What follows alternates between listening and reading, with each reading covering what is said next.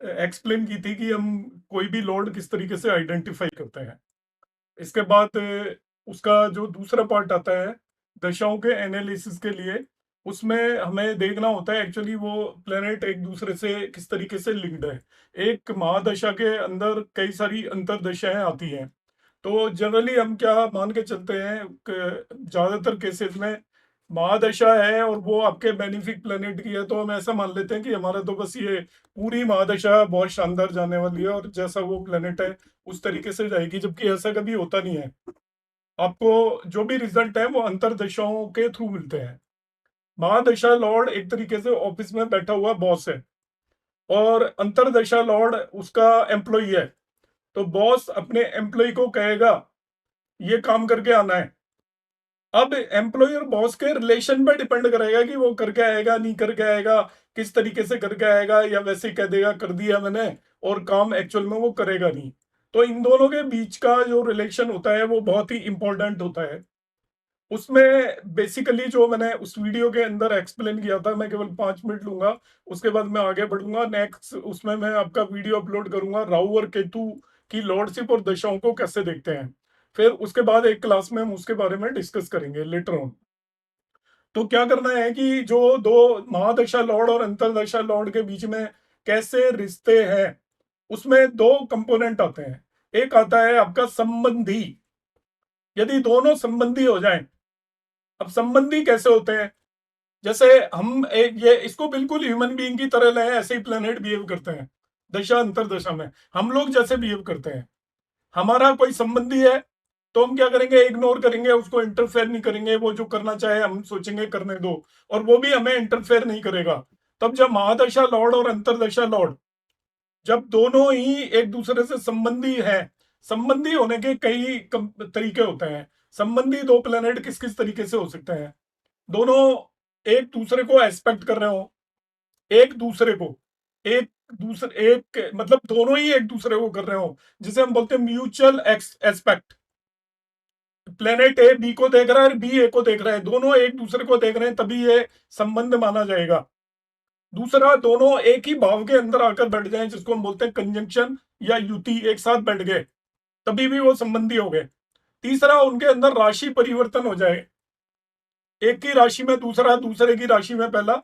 बुध की राशि में गुरु जाकर बैठ गए, गुरु की राशि में बुध आकर बैठ गए, जिसको हम राशि परिवर्तन बोलते हैं, तभी भी वो संबंधी हो गए। और चौथे तरीके का संबंध होता है जिसे हम बोलते हैं क्षेत्र दृष्टि संबंध।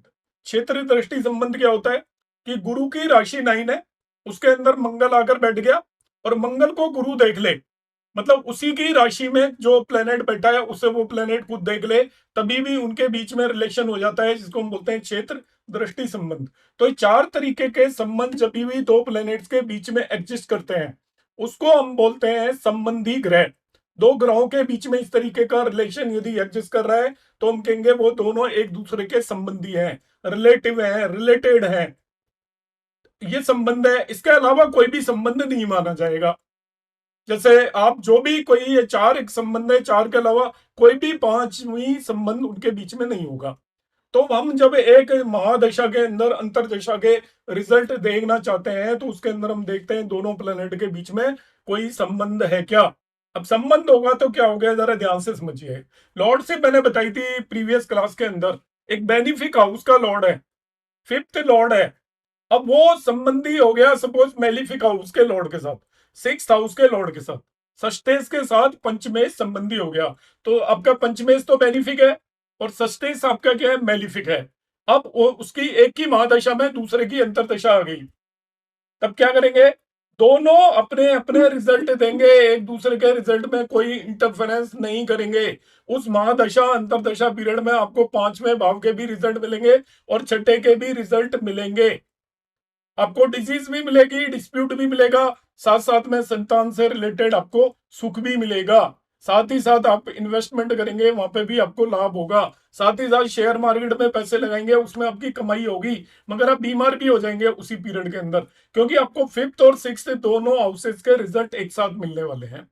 जब दो ग्रह संबंधी हो जाते हैं तो वो दोनों एक दूसरे के उसमें इंटरफेरेंस नहीं करते। उस महादशा के अंदर जब संबंधी ग्रहों की दशाएं हो तो दोनों के रिजल्ट आपको मिलेंगे। अब ये नहीं देखना है कि आपको कंबाइन करना है दोनों को टोटली, कि आपको महादशा लॉर्ड और अंतरदशा लॉर्ड। दूसरा तरीका होता है इन्हें देखने का। किसी का माइक्रोफोन खुला है? चलो मैं सबको म्यूट कर देता हूँ।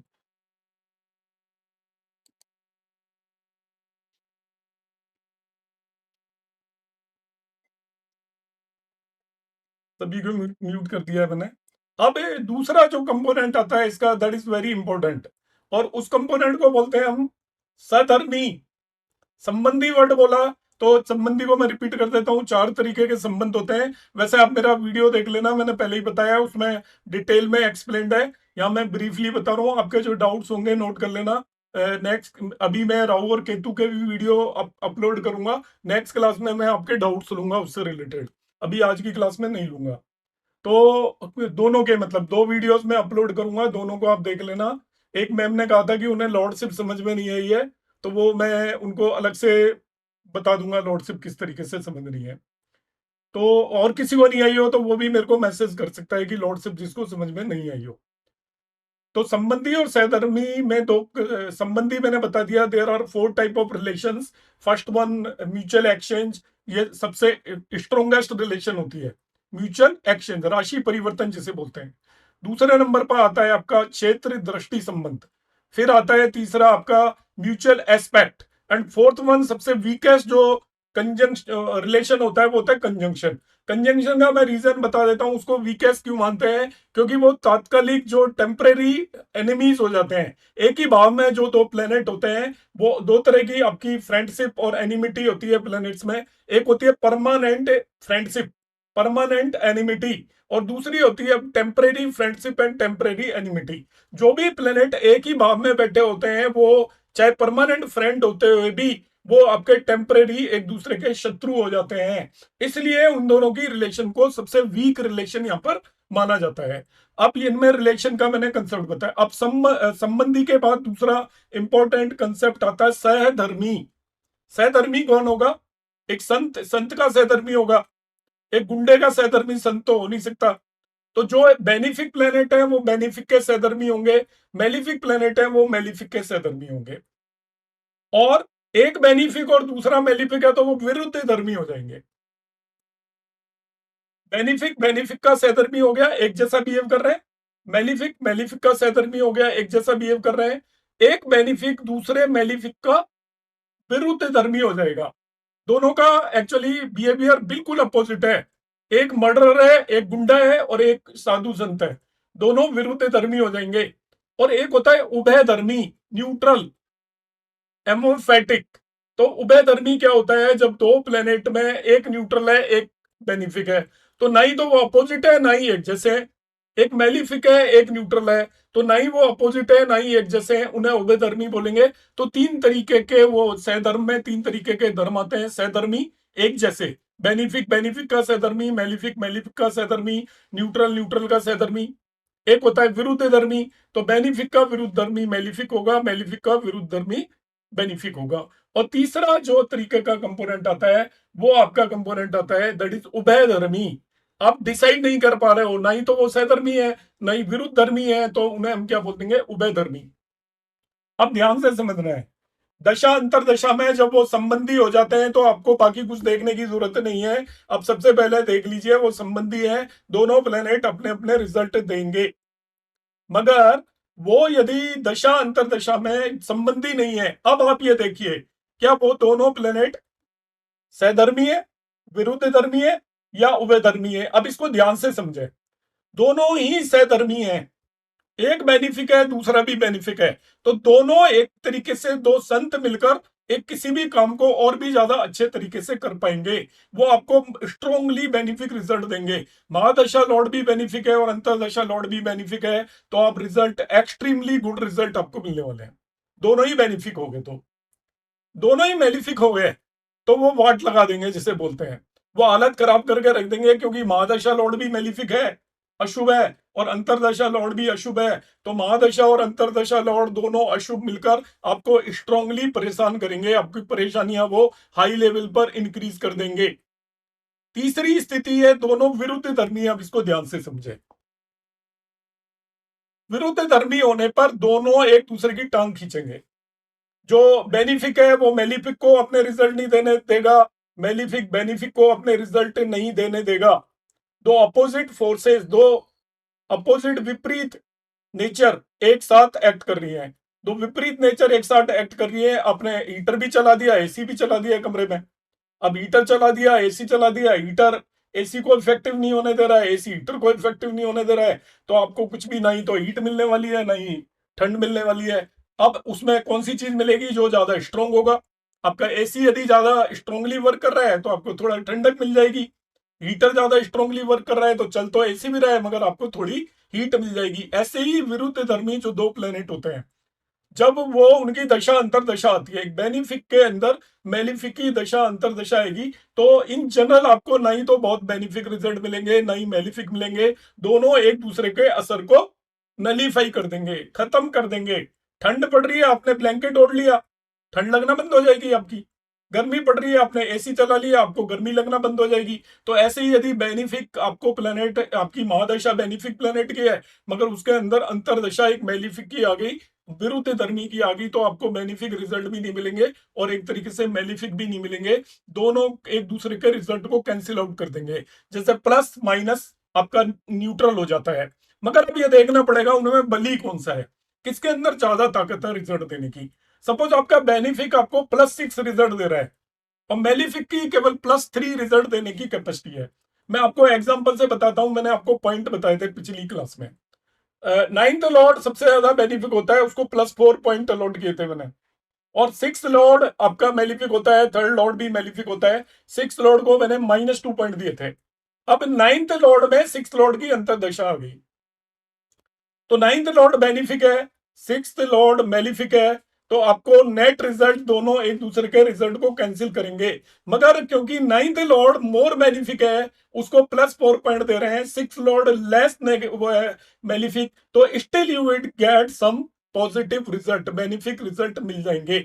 इसी तरीके से देखिए, 11th लॉर्ड को मैंने -4 पॉइंट दिए थे और फिफ्थ लॉर्ड को केवल +4 पॉइंट दिए थे। अब 11th लॉर्ड की महादशा में फिफ्थ लॉर्ड की अंतरदशा आ जाती है, तो 11th लॉर्ड मेलिफिक है और फिफ्थ लॉर्ड आपका बेनिफिक है। तो 11th लॉर्ड जो मेलिफिक है वो ज्यादा मेलिफिक है as compare to fifth lord जो बेनिफिक है उसके कंपैरिजन में।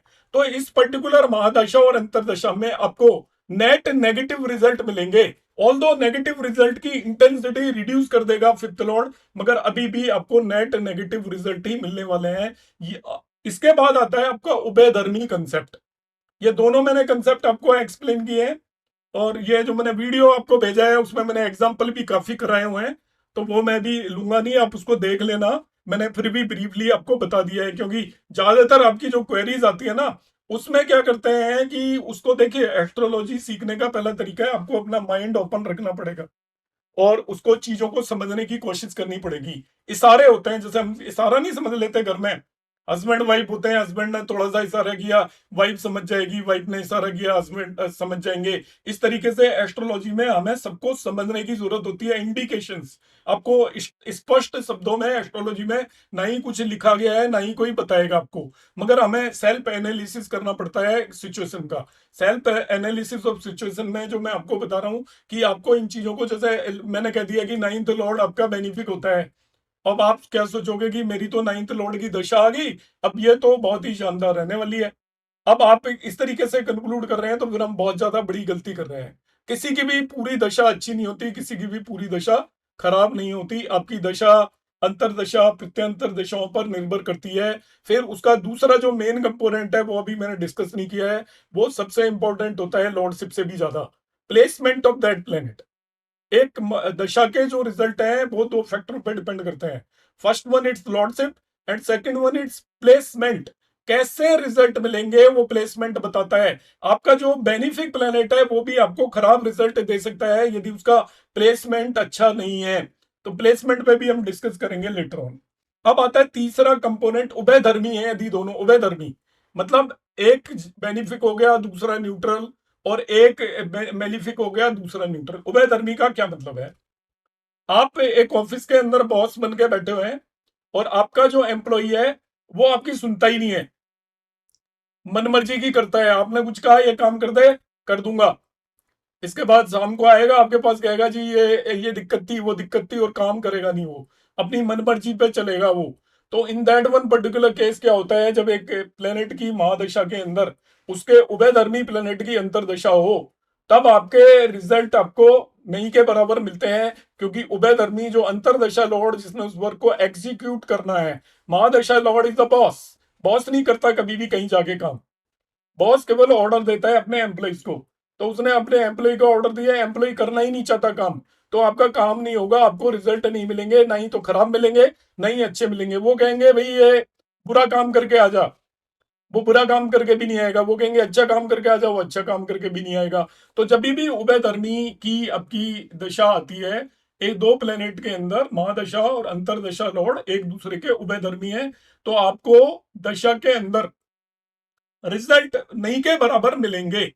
और आपको एक प्लेनेट की जब दो लॉर्डशिप होती है, सेंटेंस को ध्यान से सुनना, तो केवल सूर्य और चंद्रमा के अलावा सभी प्लेनेट्स की दो लॉर्डशिप होती हैं। अब वो यदि उभयधर्मी प्लेनेट है, तो वो किस लॉर्डशिप के रिजल्ट देगा? तो ऑलवेज वो अपनी मूल त्रिकोण राशि के रिजल्ट देता है। दूसरी राशि के रिजल्ट आपको नेग्लिजिबल मिलेंगे। जैसे बुध है आपका, बुध की महादशा चल रही है और उसके अंदर किसी भी उभयधर्मी प्लेनेट की अंतरदशा चल रही है, तो बुध अपनी मूल त्रिकोण राशि का मतलब जिस भाव के अंदर उसका सिक्स साइन है उसके रिजल्ट देगा। जैसे जुपिटर आ गया आपका, जुपिटर किसी के साथ उभयधर्मी होकर उसकी दशा और अंतरदशा चल रही है, तो जुपिटर अपनी मूल त्रिकोण साइन के रिजल्ट देगा। तो जुपिटर का मूल त्रिकोण साइन होता है 9, तो वो उसी के रिजल्ट देगा। अभी मैं बताऊंगा, अभी मूल त्रिकोण या एक्सोल्टेशन वगैरह आप सबको पता होगा, स्टिल मैं थोड़ा सा यहाँ पे ब्रीफली डिस्कस करूंगा। तो मैंने आपको एक ब्रीफली डिस्कस किया है, इस पर मैं दो क्लास के बाद एक पूरी क्लास लूंगा जिसमें मैं बताऊंगा। क्योंकि मैं पहले चाहता हूँ आप एक दो वीडियोस देख लो जिससे आपके थोड़े कंसेप्ट उसमें डेवलप हो, फिर आप डाउट अपने नोट कर लेना, और नोट करके हम उसमें मैं डाउट ही डिस्कस करूंगा। ये जो मैंने अभी चीज आपको बताई है इनिशियली 10-15 मिनट में, ये ऑलरेडी मैं आपको जो सुबह वीडियो भेजा था उसके अंदर ये सारी चीजें हैं। मैं आपको इस ग्रुप पर जो भी वीडियो भेजूं वो आप मतलब यदि सीखने में इंटरेस्टेड है तो आपको जरूर देखना चाहिए। जो भी वीडियो भेजता हूं मैं आपके उससे रिलेटेड ही भेजता हूं।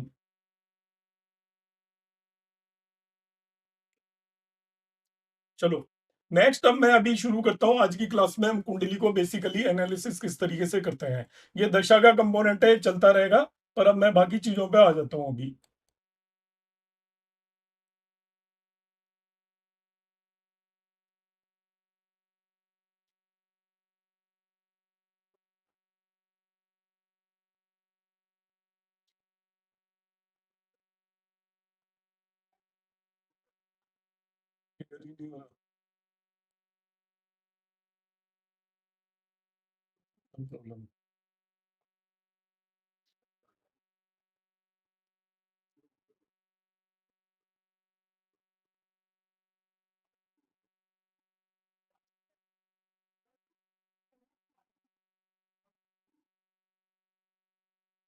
अब आ गया ये हमारा जो कोर्स जिसको मैंने कह के शुरू किया था, वो कोर्स है एक्चुअली हाउ टू एनालाइज कुंडली। तो ये मैं प्रिज्यूम करके चल रहा हूँ, एज्यूम करके चल रहा हूँ कि हमारे पास यहाँ ग्रुप में जितने भी लोग बैठे हैं उन्हें बेसिक कंसेप्ट सभी आते हैं। बेसिक कंसेप्ट आते हैं, उसी के लिए बेसिकली कोर्स है। थोड़ा सा मैंने इनिशियली बताया है, और तो मैं बताऊंगा, ये ऑलरेडी आपको पता होगा, मैं एक फ्री बेसिक एस्ट्रोलॉजी का कोर्स शुरू कर रहा हूँ। तो जो भी जिन्हें बेसिक कंसेप्ट की दिक्कत हो या किसी भी तरीके की प्रॉब्लम हो, तो वो सब लोग ज्वाइन कर सकते हैं। आपके कोई मिलने वाले फ्रेंड्स वगैरह भी ज्वाइन करना चाहें तो वो भी ज्वाइन कर सकते हैं। वो video come live classes hybrid form में होगा वो कोर्स, तो वो आप ज्वाइन कर सकते हैं। यदि आपको कोई कंसेप्ट से रिलेटेड प्रॉब्लम है तो वो लॉन्गर पीरियड ऑफ टाइम के लिए चलेगा, उसमें मैं सारी चीजें थोड़ा थोड़ा एक्सप्लेन करूंगा। व्हाट टू एनालाइज, इसको मैंने नाम दिया है अष्टकूट ऑफ कुंडली एनालिसिस। जैसे हम अष्टकूट मिलान करते हैं, ऐसे ही कुंडली एनालिसिस के 8 बहुत ही इंपॉर्टेंट पॉइंट्स हैं जिसे हमें एनालाइज करना है। अब आप इसे ये नोट करके चलिए कि मैं फिर से एक्सप्लेन कर रहा हूं कि ये कोर्स क्या है। कि आपको सब कुछ पता है मगर आप प्रेडिक्शन नहीं दे पा रहे हो। आपको ना ये पता है किस तरीके से शुरुआत करूं मैं, सीधा ऊंच नीच ये वो हम देखने लग जाते हैं, इसकी दशा उसकी दशा है। तो बेसिकली उससे क्या होता है, आपको सारी चीजें पता है ए टू जेड आपको मालूम है, मगर आप कंक्लूड नहीं कर सकते। मैं आपको कंक्लूड करना सिखाऊंगा बस, इसके अलावा कुछ भी नहीं बताऊंगा मैं यहाँ पर। कंक्लूड कैसे करना है, तो कंक्लूड आप तभी करेंगे जब सही तरीके से आप जाएंगे। आपको एक गाड़ी दे दी और आप चलाना भी जानते हो, ड्राइविंग भी जानते हो, मगर आपको रास्ता नहीं पता है। जैसे आजकल गूगल मैप पे हम जाते हैं, वो बता देता है, किसी से पूछ लेते हैं, आपको रास्ता नहीं पता है तो आप डेस्टिनेशन पर नहीं पहुंच सकते। तो 99% जो एजुकेटेड एस्ट्रोलॉजर्स होते हैं, जिन्होंने एजुकेशन ली होती है, उनकी स्थिति यही होती है कि उनके पास गाड़ी होती है, ड्राइविंग भी आती है, गाड़ी में पेट्रोल भी फुल भरा हुआ है, गाड़ी भी ब्रांड न्यू है, किसी तरीके की कोई दिक्कत नहीं है, ड्राइविंग में भी वो एक्सपर्ट है, मगर वो डेस्टिनेशन नहीं पहुंच सकते क्योंकि उन्हें रास्ता नहीं पता। तो मैं आपको केवल रास्ता बता रहा हूं, तो वो रास्ते को आप ध्यान से नोट करें, और मैंने स्टेप वाइज उसको लिखा हुआ है। यदि आप उसको 2 4 5 10 15 कुंडलियों पर इसी फॉर्म में एनालाइज करेंगे, शुरू में आपको हो सकता है एक ही कुंडली के एनालिसिस में 2 घंटे लगे, मगर बाद में आप एक स्थिति में आ जाएंगे कि आप 20 25 मिनट में किसी भी कुंडली को एनालाइज कर पाएंगे। तो आप इस प्रोसेस को फॉलो करें और 1 मंथ तक फॉलो करें, तो 1 मंथ के बाद आप एक प्रॉपर एस्ट्रोलॉजर बन चुके होंगे, गारंटी है इस बात की। तो व्हाट टू एनालाइज अष्टकूट ऑफ कुंडली एनालिसिस। इसमें कुंडली एनालिसिस में 2 पैरामीटर्स होते हैं मेन। एक होता है स्टैटिक पैरामीटर और दूसरे होते हैं डायनेमिक पैरामीटर। तो कुंडली के 2 पैरामीटर्स हैं मेनली। उसमें स्टैटिक पैरामीटर आपकी कुंडली में जब जिस दिन आप पैदा होते हो उसी दिन वो फिक्स हो जाते हैं, आपकी जिंदगी भर के लिए उसमें कोई बदलाव होता नहीं है। आप जब बॉर्न होते हो, स्काई के अंदर प्लेनेट की जो भी पोजीशन है उसके बेस पर आपकी जन्म कुंडली बना दी जाती है।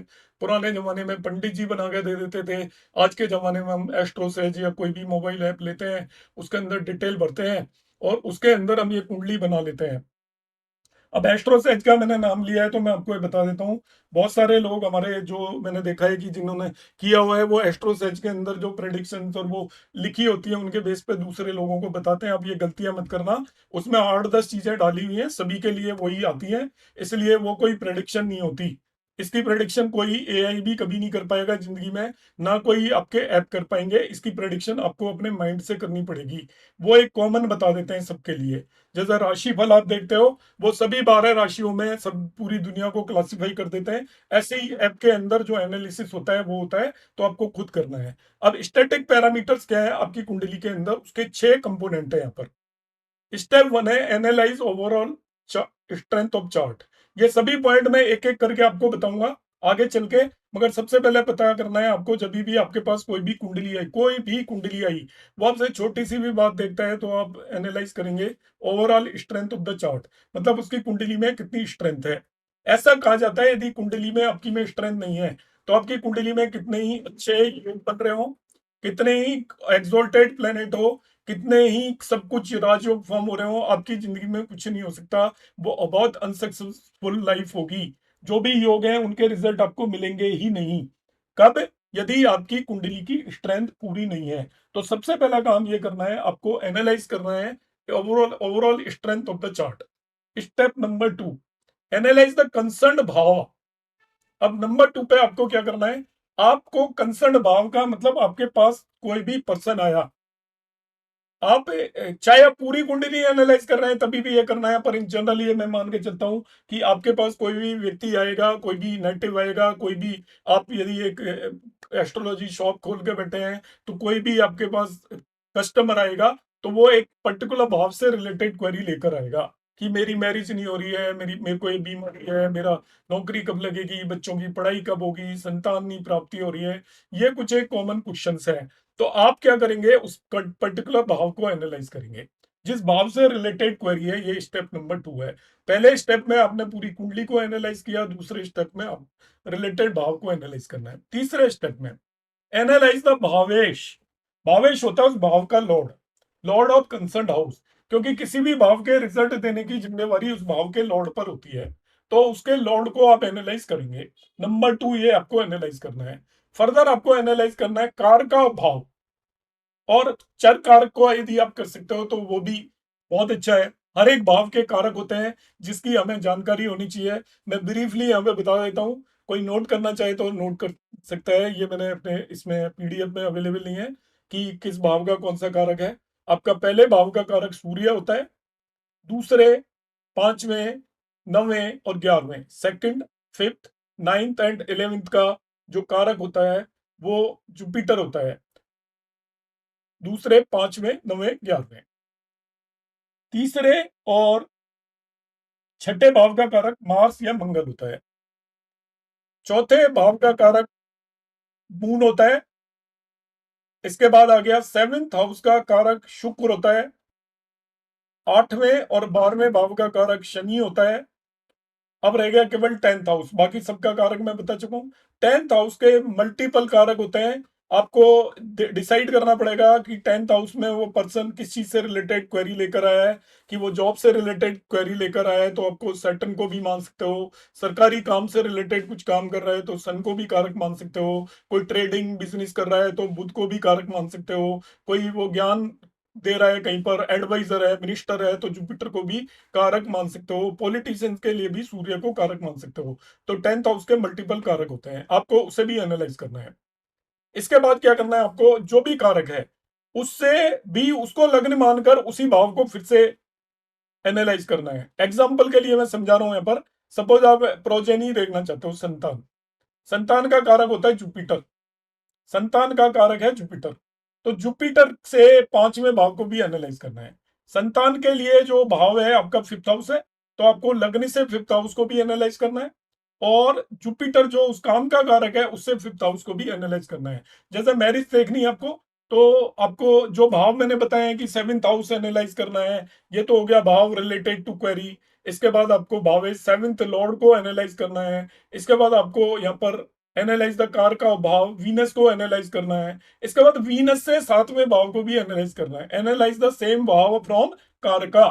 तो वीनस से सेवेंथ हाउस को भी एनालाइज करना है। ये ध्यान रखना है। छोटे बहन भाई के लिए देखना है आपने। किसी बच्चे की कुंडली से देखना चाहते हो कि उसके छोटा बहन भाई होगा नहीं होगा। ऐसी भी बहुत क्वेरीज आती हैं जिनके दूसरी संतान का योग नहीं बन रहा हो, उसकी कुंडली से कुछ समझ में नहीं आ रहा है, तो हम उसके यदि एक संतान ऑलरेडी है तो उसके बेसिस पर देख सकते हैं। तो छोटे बहन भाई के लिए तीसरा भाव है, उसे एनालाइज करेंगे। तीसरे भाव का स्वामी थर्ड लॉर्ड को एनालाइज करेंगे। तीसरे भाव का कारक होता है मार्स। मार्स को एनालाइज करेंगे। और मार्स से तीसरा भाव भी, जिसे हम बोलते हैं same house from the car का, मार्स से तीसरे भाव को भी आपको एनालाइज करना चाहिए। तो इन चार चीजों को आपको मेनली एनालाइज करना है ओवरऑल स्ट्रेंथ ऑफ चार्ट देखने के बाद। और नेक्स्ट आपको देखना है एनालाइज द D9 चार्ट। हर एक केस में D9 चार्ट एनालाइज करना है। डिविजनल चार्ट को कैसे एनालाइज करते हैं, अब मैंने आप ही लोगों के लिए पूरी डिविजनल चार्ट की एक मैंने सीरीज डाली हुई है। उस पर डिविजनल चार्ट की आप मेरी प्लेलिस्ट में जा सकते हो और पूरी डिविजनल चार्ट की सीरीज आप देख सकते हो। उससे आपको काफी कुछ सीखने के लिए मिल जाएगा। और मेरा यह अनुमान है कि इतना कोई भी कहीं भी किसी भी लेवल पे कोई सिखाता नहीं है। ज्यादातर लोगों को पता नहीं होता। आप उससे देख लेंगे तो आप और लोगों से ज्यादा ही जानेंगे। बड़े बड़े एस्ट्रोलॉजिस्ट भी डिविजनल चार्ट को उतने बेटर वे में एनालाइज नहीं कर पाते। अब एक D9 को तो करना ही है, हर केस में करना है आपको। एक मैं यहाँ पर एक चीज और बता देता हूँ आपकी सभी की जानकारी के लिए। कोई भी यदि प्रॉमिस D9 में है, कोई भी प्रॉमिस D9 में है, तो उसके जो कंसर्न डिविजनल चार्ट में नहीं भी है तो वो काम होगा। जैसे मैं संतान देखना चाहता हूं, अब यदि D9 के अंदर संतान का प्रॉमिस बन रहा है, D7 में नहीं बन रहा है, तभी भी संतान 100% होगी। नौकरी का प्रॉमिस यदि D9 में बन रहा है, D10 कोई प्रॉमिस नहीं दिखा रहा है, स्टिल उसको नौकरी मिलेगी ही मिलेगी। D9 की सुप्रीमेसी है ओवर अदर डिविजनल चार्ट। आपकी लग्न कुंडली सबसे सुपर है, उसके थोड़ा इक्वलेंटी आपका D9 चार्ट है। ऐसे मानकर चले, यदि मैं लग्न कुंडली को 50 मार्क्स दूं, D9 चार्ट को 40 मार्क्स दूंगा मैं, 42-45। रिमेनिंग 5 मार्क्स केवल उसके दूसरे डिविजनल चार्ट को मिलेंगे। तो डिविजनल चार्ट को प्रॉमिस देखने के लिए नहीं देखा जाता, जो सेकेंडरी डिविजनल चार्ट है। D9 से प्रॉमिस देख सकते हो, सेकेंडरी डिविजनल चार्ट को उस इवेंट से रिलेटेड ज्यादा माइन्यूट डिटेल के लिए देखा जाता है।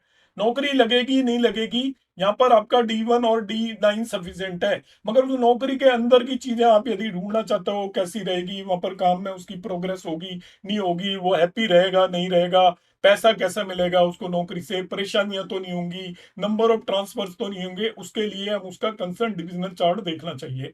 डिविजनल चार्ट का मतलब क्या है, मैं बार बार बताता हूं कि आपको किसी की एक बिल्डिंग आपने बाहर से देखी, वो तो उसका आपका D1 चार्ट है। अब उसकी माइन्यूट डिटेल आपको जाकर देखनी है तो बिल्डिंग के अंदर घुस के आपको पता चलेगा कि क्या कंडीशन है उसकी। तो वो आपको जब भी किसी चीज की माइन्यूट डिटेल देखनी है तो कंसर्न डिविजनल चार्ट पर जाना चाहिए। मगर जो D10 चार्ट है प्रोफेशन के केस में, D7 चार्ट है संतान के केस में, वो चार्ट कभी भी जो D1 और D9 के प्रॉमिस है उसको ओवर रूल नहीं कर सकते। हाँ, D9 D1 के प्रॉमिस को ओवर रूल कर सकता है।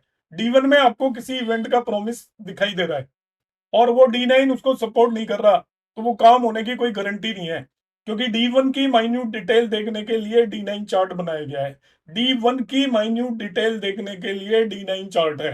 मैं फिर से सेंटेंस बोल रहा हूँ, D1 यदि शरीर है तो D9 उसकी आत्मा है। तो D1 की माइन्यूट डिटेल D9 से देखी जाती है और उस भाव की माइन्यूट डिटेल डिविजनल चार्ट से देखी जाती है। देखिए, डिविजनल चार्ट केवल कंसर्न भाव की माइन्यूट डिटेल बताता है। जैसे 10th हाउस की आपको माइन्यूट डिटेल देखनी है तो D10 पर जाओगे, मगर आपको पूरे D1 की माइन्यूट हर एक प्लेनेट की डिटेल देखनी है तो D9 चार्ट पर जाओगे। तो D9 चार्ट एक्चुअली आपको D1 में जो भी प्रॉमिस नजर आ रहा है उसे रिकन्फर्म करिए D9 से। यदि D9 उसको अप्रूव कर देता है तो वो इवेंट 100% होगा। अप्रूव नहीं करता है तो वो इवेंट के होने की पॉसिबिलिटी काफी ज्यादा कम हो जाएगी, ऐसा मानकर चलेंगे। तो फिर हम एक सेकेंडरी डिविजनल चार्ट किस लिए यूज कर रहे हैं? तो अब आपको उस पर्टिकुलर भाव से रिलेटेड माइन्यूट डिटेल चाहिए। मैरिज हो गई, तो मैरिज के लिए आप दो तरीके से देखते हैं। नवांश को इन जनरल देखना है, मैरिज के लिए नवांश को एक अलग से आप एनालिसिस करोगे। जॉब देखना है आपको, तो आपने D1 देखा, इसके बाद आपने D9 चार्ट देखा, नवांश जिसे बोलते हैं। इसके बाद आप D10 चार्ट पर जाओगे और D10 चार्ट से उसकी माइन्यूट डिटेल देखोगे। माइन्यूट डिटेल का मतलब है उसकी नौकरी क्या आसानी से लगेगी, उसको नौकरी लगेगी तो नौकरी में उसकी क्या प्रोग्रेस होगी, नौकरी के अंदर उसको वो एंजॉय करेगा नहीं करेगा, ट्रांसफर तो नहीं होंगे, बॉस तो परेशान नहीं करेगा, किस तरीके की इनकम होगी, किन रिसोर्सेज से वो काम करेगा, क्या उसको नौकरी लगाने के लिए भी पैसा खर्च करना पड़ेगा, उसके पेरेंट्स के पास उतना पैसा होगा नहीं होगा, वो नौकरी से जो पैसा कमाएगा उसको किन किन लोगों को देगा, वो सारी चीजें आपको देखनी है। तो उसके लिए हम देख सकते हैं आपका उसका सेकंड डिविजनल चार्ट। तो ये 6 जो चीजें हैं आपको बड़ी आसान आसान सी है, मैंने बताने में तो टाइम लगा है पर ये बहुत नॉर्मल सी बात है। नंबर 1, आप पूरे चार्ट की स्ट्रेंथ देखेंगे। इन एक एक टॉपिक पर मैं डिस्कस करूंगा कैसे कौन सी चीज देखनी है। एक हम पूरे चार्ट की स्ट्रेंथ देखेंगे। नंबर 2, हम वो भाव, कंसर्न भाव जिससे रिलेटेड प्रश्न आया उसे एनालाइज करेंगे। नंबर 3, उस भाव के लॉर्ड को एनालाइज करेंगे, उस काम के कारक को एनालाइज करेंगे, भाव के को, उस कारक से उसी भाव को फिर काउंट करके कारक को लग्न बनाकर उसी भाव को एनालाइज करेंगे। और एंड में हम डिविजनल चार्ट को और D9 को और दूसरे कंसर्न डिविजनल चार्ट को एनालाइज करेंगे। 6 पार्ट हैं आपके स्टैटिक पैरामीटर्स, जो आपके फिक्स पैरामीटर्स हैं, ये इन 6 को हमने एनालाइज करना है। अब दूसरा पार्ट आता है डायनेमिक पैरामीटर्स, जिसके बारे में हम बात करते हैं। तो देखिए, स्टैटिक पैरामीटर प्रॉमिस को बताते हैं, उसको बदला नहीं जा सकता, ना लाया जा सकता आगे चल के। आपकी कुंडली में प्रॉमिस है तो प्रॉमिस है, नहीं है तो नहीं है। नहीं है तो अब जैसे हमारे पास बहुत सारे लोग आते हैं, मैं इस पॉइंट ऑफ व्यू से बता रहा हूँ कि इसमें से आप ज्यादातर लोग इसको प्रोफेशनली या पब्लिक हेल्प के लिए इसको करोगे, तो आपको आना चाहिए। ज्यादातर लोग आते हैं तो वो आपसे रेमेडी पूछ लेंगे फट से।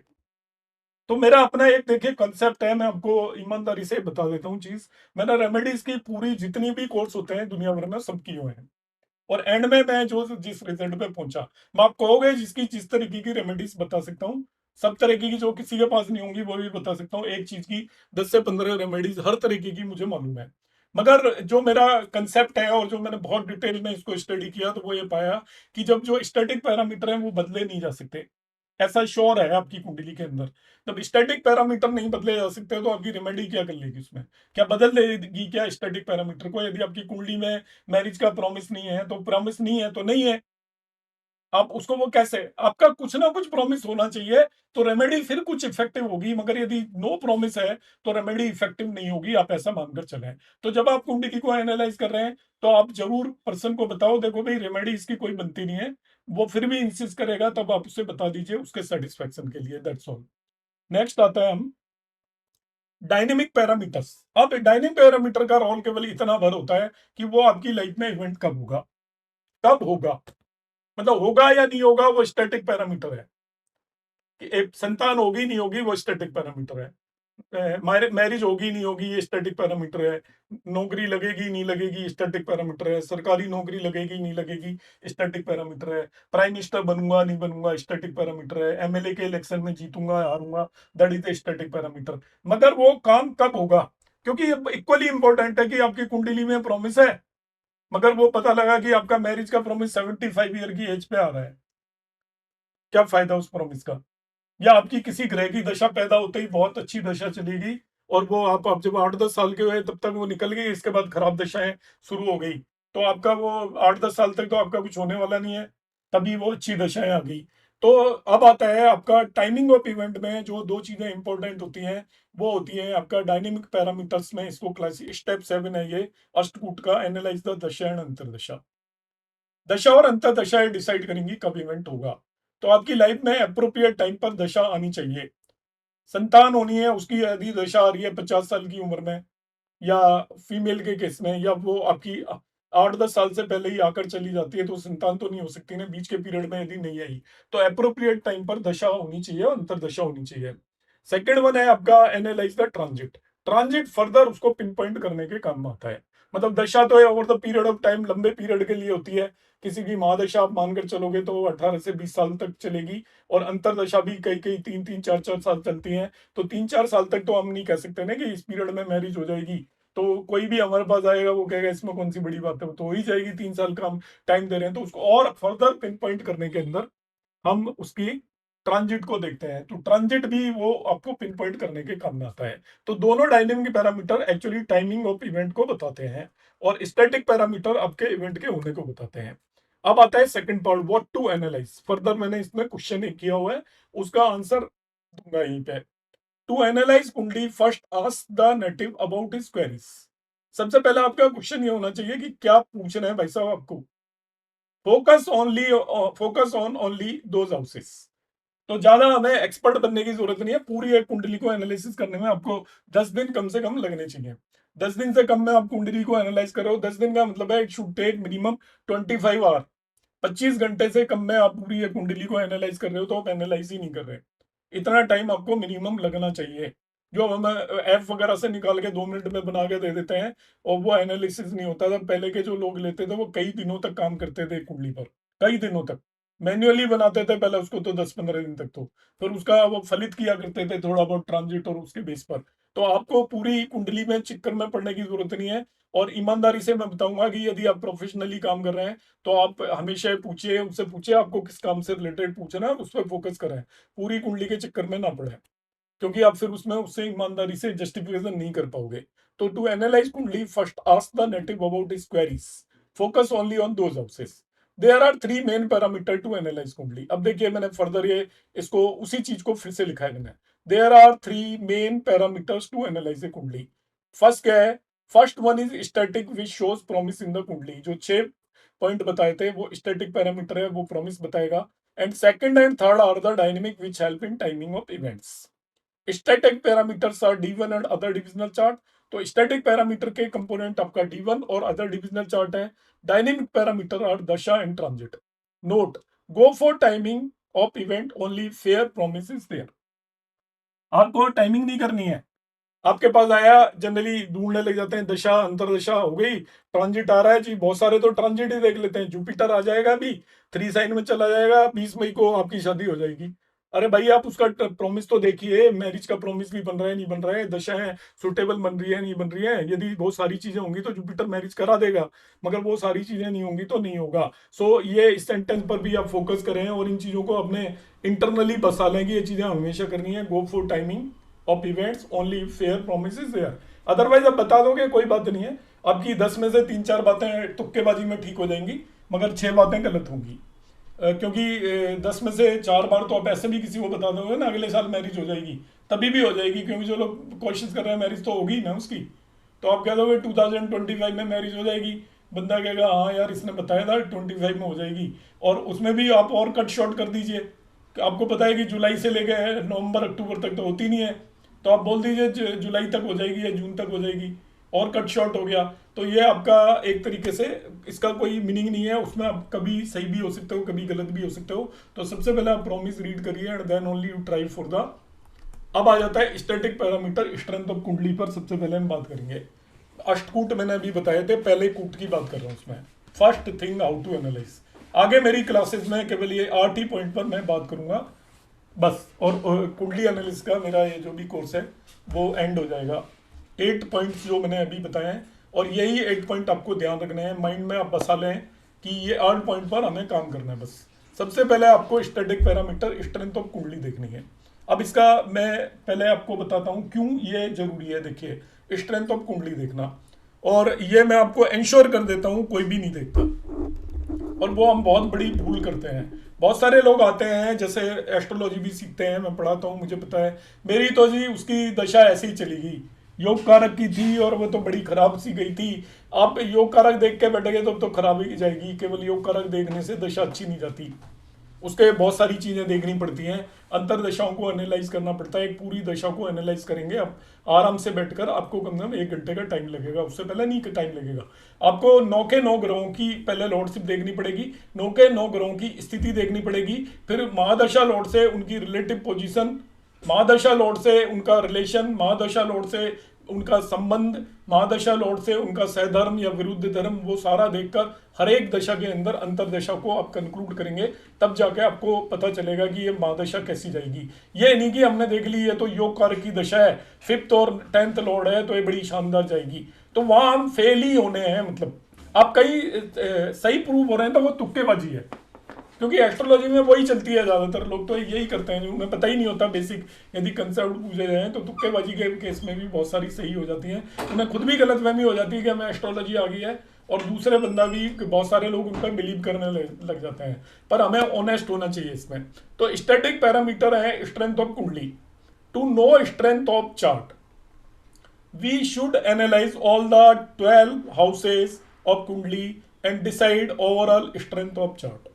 सबके सब 12 भावों को आपको एनालाइज करना है, और 12 भावों को एनालाइज करके कैसे करना है वो भी मैं बताऊंगा। इसके बाद उस कुंडली की ओवरऑल स्ट्रेंथ आपको पता करनी पड़ेगी कि इसकी कुंडली मजबूत है या कमजोर है। अभी मैं ना कोई भाव की बात कर रहा हूं, ना मैं किसी काम की बात कर रहा हूं, मैं केवल ये डिसाइड कर रहा हूं उस पर्सन की कुंडली स्ट्रोंग है या कमजोर है।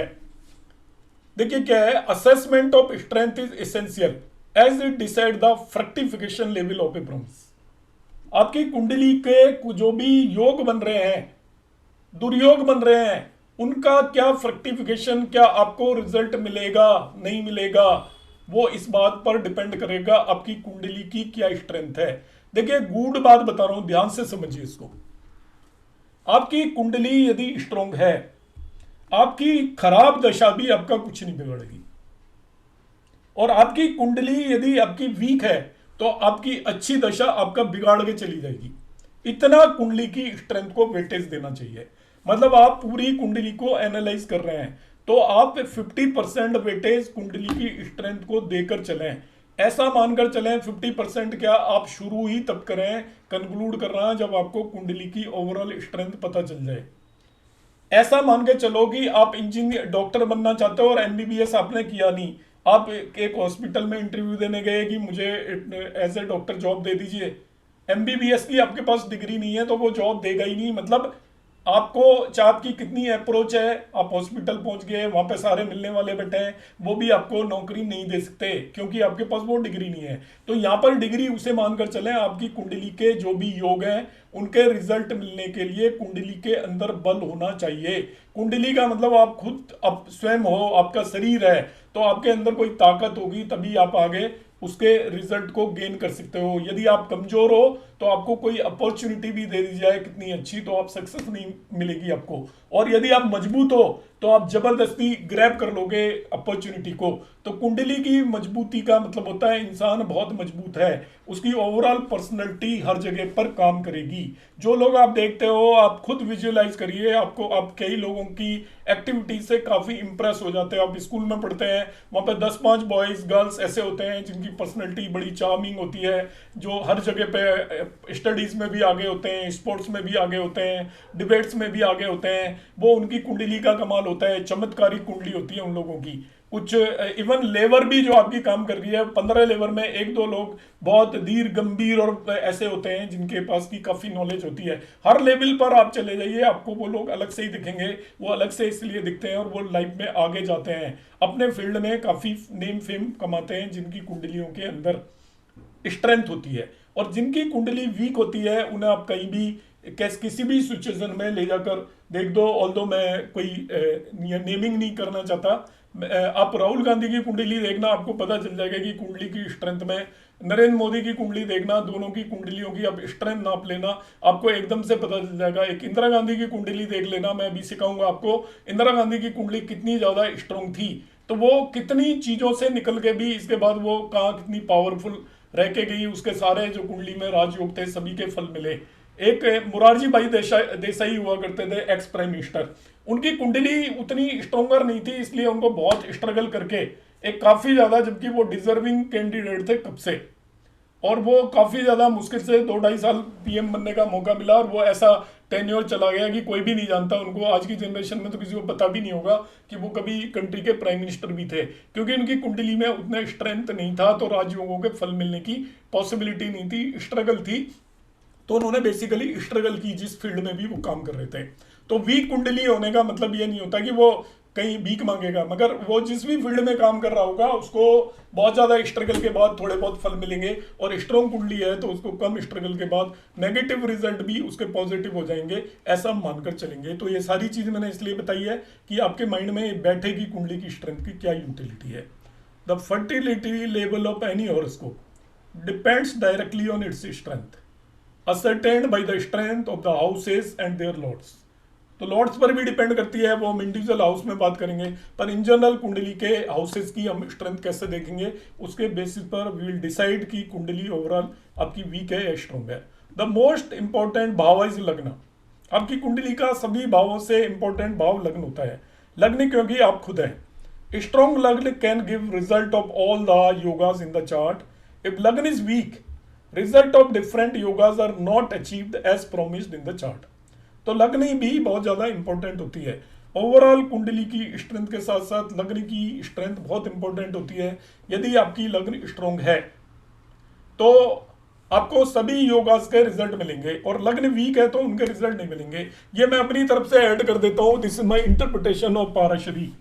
ब्रैड पाराशर होरास का ये इंटरप्रिटेशन है, और ये सेंटेंस उन्हें अलग अलग लैंग्वेज में कई जगह पे लिखा है कि बार बार यूज करता है यदि आपकी लग्न स्ट्रॉन्ग है तो, यदि आपकी लग्न स्ट्रॉन्ग है तो, यदि आपकी लग्न स्ट्रॉन्ग है तो। वो कितने योग हैं उनमें ये प्री कंडीशन लगा देता है, if lagna is strong, if लग्न लॉर्ड इज एक्सपेक्टिंग लग्न। ये बहुत सारे केसेस में प्री कंडीशन है। तो आप ये मानकर चले सबसे पहले, और मैं जो एनालिसिस करता हूँ खुद भी करता हूँ, मैं बताता भी हूँ, तो मैं सबसे पहले ये कहता हूँ कि आप हर पर्सन की या टाइमिंग ऑफ मैरिज की क्लासेस मेरी आप में से बहुत लोगों ने अटेंड किए, उन्हें पता होगा। मैं सबसे पहले एनालिसिस में प्रॉब्लम में कहता हूँ कि आप लग्न और लग्न लॉर्ड को देखिए। यदि किसी की कुंडली की लग्न मजबूत है, उसका किसी चीज का प्रॉमिस नहीं है, वो भी काम हो जाएगा। ये नोट कर लीजिए आप, लग्न स्ट्रॉन्ग है, क्योंकि लग्न हर चीज का प्रॉमिस है। मान लीजिए आप, आपकी लग्न स्ट्रॉन्ग है और लग्न लॉर्ड स्ट्रॉन्ग है, आपकी कुंडली के सब कामों का प्रॉमिस कवर हो जाता है। आपका 7th हाउस कितना भी एफ्लिक्टेड है, मैरिज हो जाएगी यदि लग्न स्ट्रॉन्ग है तो। 10th हाउस कितना भी एफ्लिक्टेड है, लग्न की दशा में सारे काम हो जाते हैं। और दूसरी बात यह है, हर काम की आप दशा ढूंढ रहे हो तो उसमें लग्न को कभी भी इग्नोर मत करिए। एस.के. मेहता जी ने एक बुक लिखी थी, और वो उसमें लग्न पे बेस एक पूरी बुक है, जो कि उसका वो प्रिंट नहीं हुआ था एक्चुअली, वो उससे पहले उनकी डेथ हो गई थी। मेरे पास उसका कुछ कागज अवेलेबल है, पूरी नहीं है मेरे पास भी, वो हैंड रिटन है उनकी खुद की। तो उस पर मैंने एस.के. मेहता पर काफ़ी रिसर्च की थी हमने 8-10 साल। आपने बीपी गोयल का नाम सुना होगा, उसके साथ मिलके। तो उन्होंने कई सारे फॉर्मूलों पे बेस कई बुक भी लिखी हुई है बीपी गोयल ने, वो एस.के. मेहता की फॉर्मूले हैं। तो वो ये बताते थे कि जो लग्न आपकी इतनी इंपॉर्टेंट होती है, आप यदि संतान देखना चाहते हो तो आप सबसे पहले लग्न देखिए। यदि आपकी लग्न की दशा आ गई, आपका कोई भी काम हो जाएगा। जिस पर्सन की लग्न लॉर्ड की दशा आ जाती है 15 साल से लेकर 35 साल तक, तो लग्न लॉर्ड उसकी जिंदगी के सारे काम बना देता है। वो उसको मकान दे देगा, वो उसको जॉब दे देगा, वो उसको एजुकेशन दे देगा, मैरिज करा देगा, संतान दे देगा, सारे काम लग्न लॉर्ड दे देता है। तो लग्न इज वेरी इंपॉर्टेंट, और लग्न यदि जिसकी वीक है उसकी कुंडली में कितने भी स्ट्रॉन्ग योग हो वो कभी आगे नहीं बढ़ेगा, मामूली सी उसको सफलता मिलेगी। टू एनालाइज एनी भाव, एनालाइज भाव एंड भावेश, वो ऑलरेडी मैं बता चुका हूं। अब आ जाता है, सबसे पहले मैं पूरी कुंडली की स्ट्रेंथ डिसाइड करने का तरीका यहां पर बताऊंगा। How to decide the strength, या किसी भी भाव की भी हम बात करेंगे, उसको मैं सेकेंडली लूंगा। पॉइंट नंबर 2, स्ट्रेंथ ऑफ कुंडली। यहां पर मैं आपको बताऊंगा किस तरीके से हमें देखनी है। कुंडली की स्ट्रेंथ की बात कर रहा हूं मैं, तो ये भाव की स्ट्रेंथ देखने का भी तरीका होता है ऑल्दो, पर भाव का अलग से भी मैं बताऊंगा। टू फाइंड आउट वेदर भाव इज स्ट्रॉन्ग और वीक, कुंडली की स्ट्रेंथ देखने के लिए सभी 12 भावों की स्ट्रेंथ देखनी है मुझे। ऑल 12 हाउसेस, सभी के सभी 12 भावों की मुझे स्ट्रेंथ चेक करनी है। यदि सभी के 12 भाव में यदि स्ट्रेंथ है तो आपकी कुंडली स्ट्रोंगर मानी जाएगी। क्या रूल है वो मैं यहाँ पे बताऊंगा, किस तरीके से आपको सभी 12 भावों की स्ट्रेंथ देखी जाती है या किसी भी भाव की स्ट्रेंथ देखी जाती है। टू फाइंड आउट वेदर भाव इज स्ट्रॉन्ग और वीक, विल यूज श्लोक। ये श्लोक है आपका पाराशरी का। यो यो भाव स्वामी दृष्टो युतो व सौम्येर्वा सतश्या तश्यत वृद्धि। इसका मतलब है सिंपली, यो यो भाव स्वामी, जिस भी भाव को उसका भाव स्वामी एस्पेक्ट कर रहा हो या उसके अंदर बैठा हो, या कोई भी शुभ ग्रह उस भाव को देख रहा हो, या वो दो शुभ ग्रहों के बीच में हो। ये 4 सेंटेंस है। किसी भी भाव को, भाव में उस भाव का स्वामी बैठा हो, या भाव का स्वामी उसे एस्पेक्ट कर रहा हो, या कोई बेनिफिक प्लेनेट उसमें बैठा हो, बेनिफिक प्लेनेट उसे एस्पेक्ट कर रहा हो, या वो भाव दो बेनिफिक प्लेनेट्स के बीच में हो, तो वो भाव बली माना जाता है। इसको यहां पर मैंने इसका मीनिंग लिखा हुआ है कि meaning any house that has anything to do with its lord gains strength. It also does so if benefic establish a PAC relationship with it. PAC होता है placement, aspect and conjunction it, and its lord or it is hemmed in by benefic. Benefic को यहां पर functional benefic लेंगे, जिसे हम शुभ कर्तरी योगा बोलते हैं। शुभ कर्तरी योगा होता है कोई भी भाव या प्लेनेट के दोनों तरफ फंक्शनल बेनिफिक प्लेनेट बैठे हों तो उसे हम शुभ कर्तरी में मानते हैं। उसको स्पेशल एक तरीके का प्रोटेक्शन और सपोर्ट मिल जाता है जब भी कोई भाव शुभ कर्तरी में होता है। तो हम यहाँ पर बेसिकली किसी भी भाव की स्ट्रेंथ देखने के लिए, चेक करने के लिए इन 3 चीजों को चेक करेंगे। फर्दर मैंने क्लासिफाई किया है। We can apply these parameter on numerical scale, ये बना रखा है। किस तरीके से करेंगे आप, क्योंकि अभी देखिए यहीं पे कंफ्यूजन क्रिएट होगा। उसको बेनिफिक भी देख रहा होगा, मेलिफिक भी देख रहा होगा। आपका एकदम से क्वेश्चन आएगा जी अब क्या करें।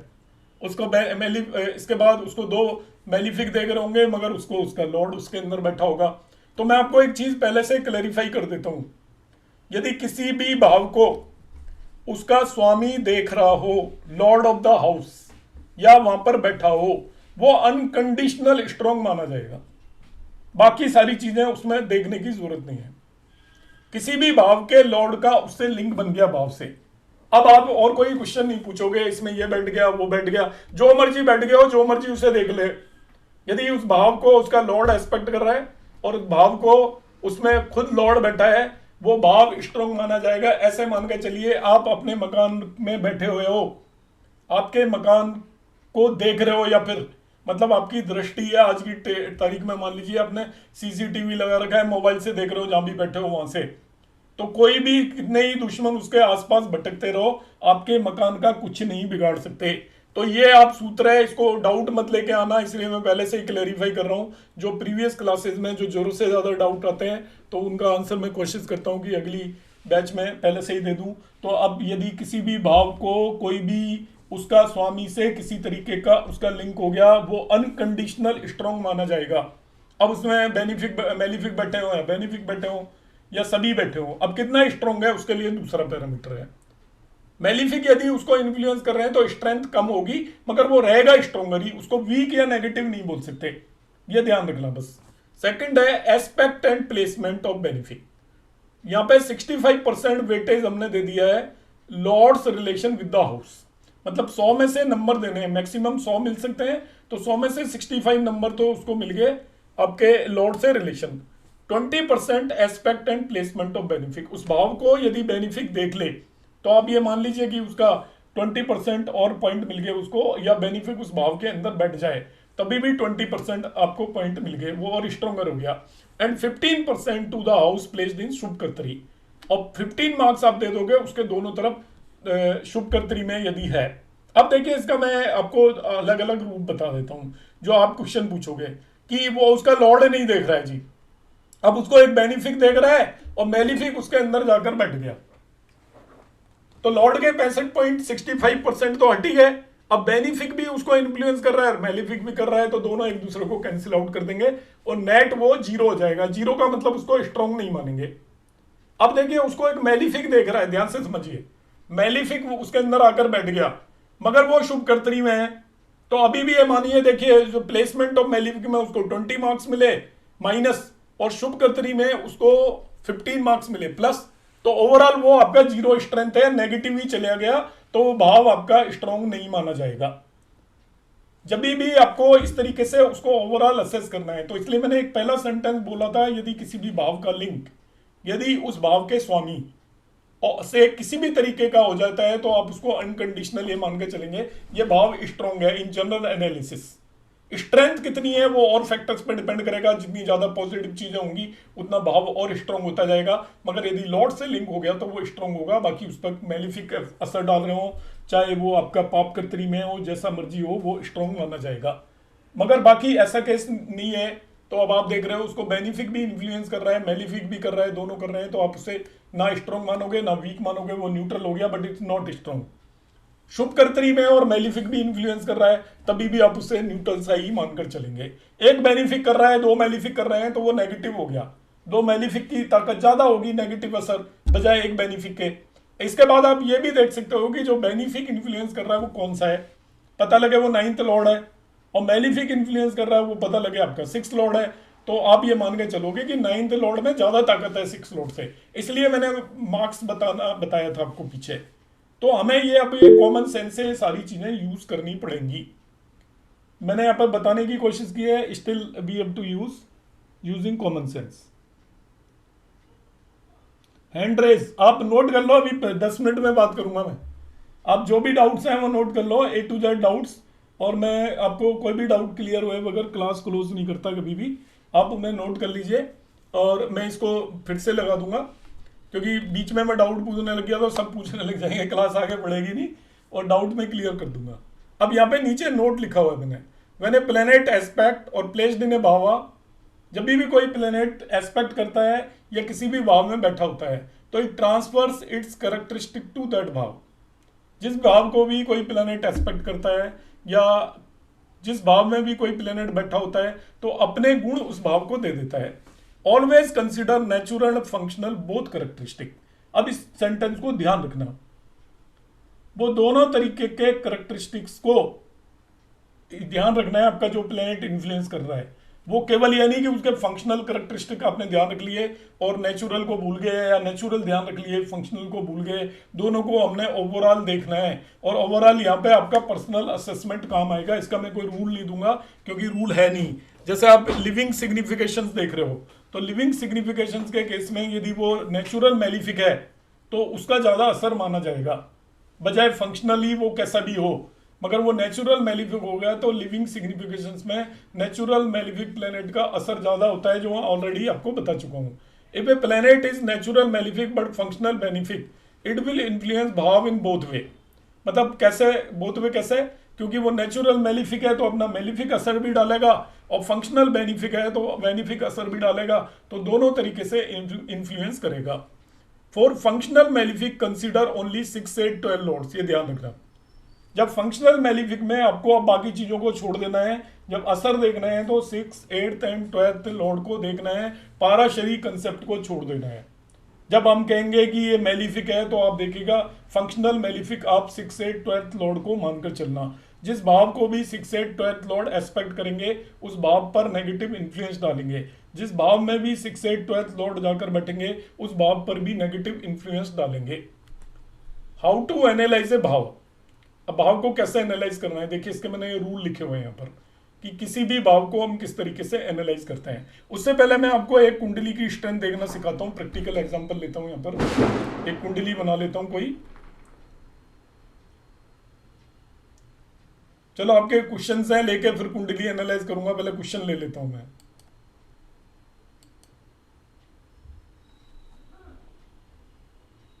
थोड़ा ब्रीफ में रखना क्योंकि मैं एंड में लूंगा। अभी आपके बीच में हैंड रेस्ड है तो वो क्यों है मुझे नहीं पता। तो थोड़ा जो क्वेश्चन है उन्हें ब्रीफ में रखना आप। नहीं, आप और हैंड रेज मत करिए, जिनके अभी तक हैं वो पूछ लें, मैं एंड में पूछ सबको कहूंगा पूछने के लिए, डोंट वरी। हाँ आशीष जी, आपने हैंड रेज किया हुआ है?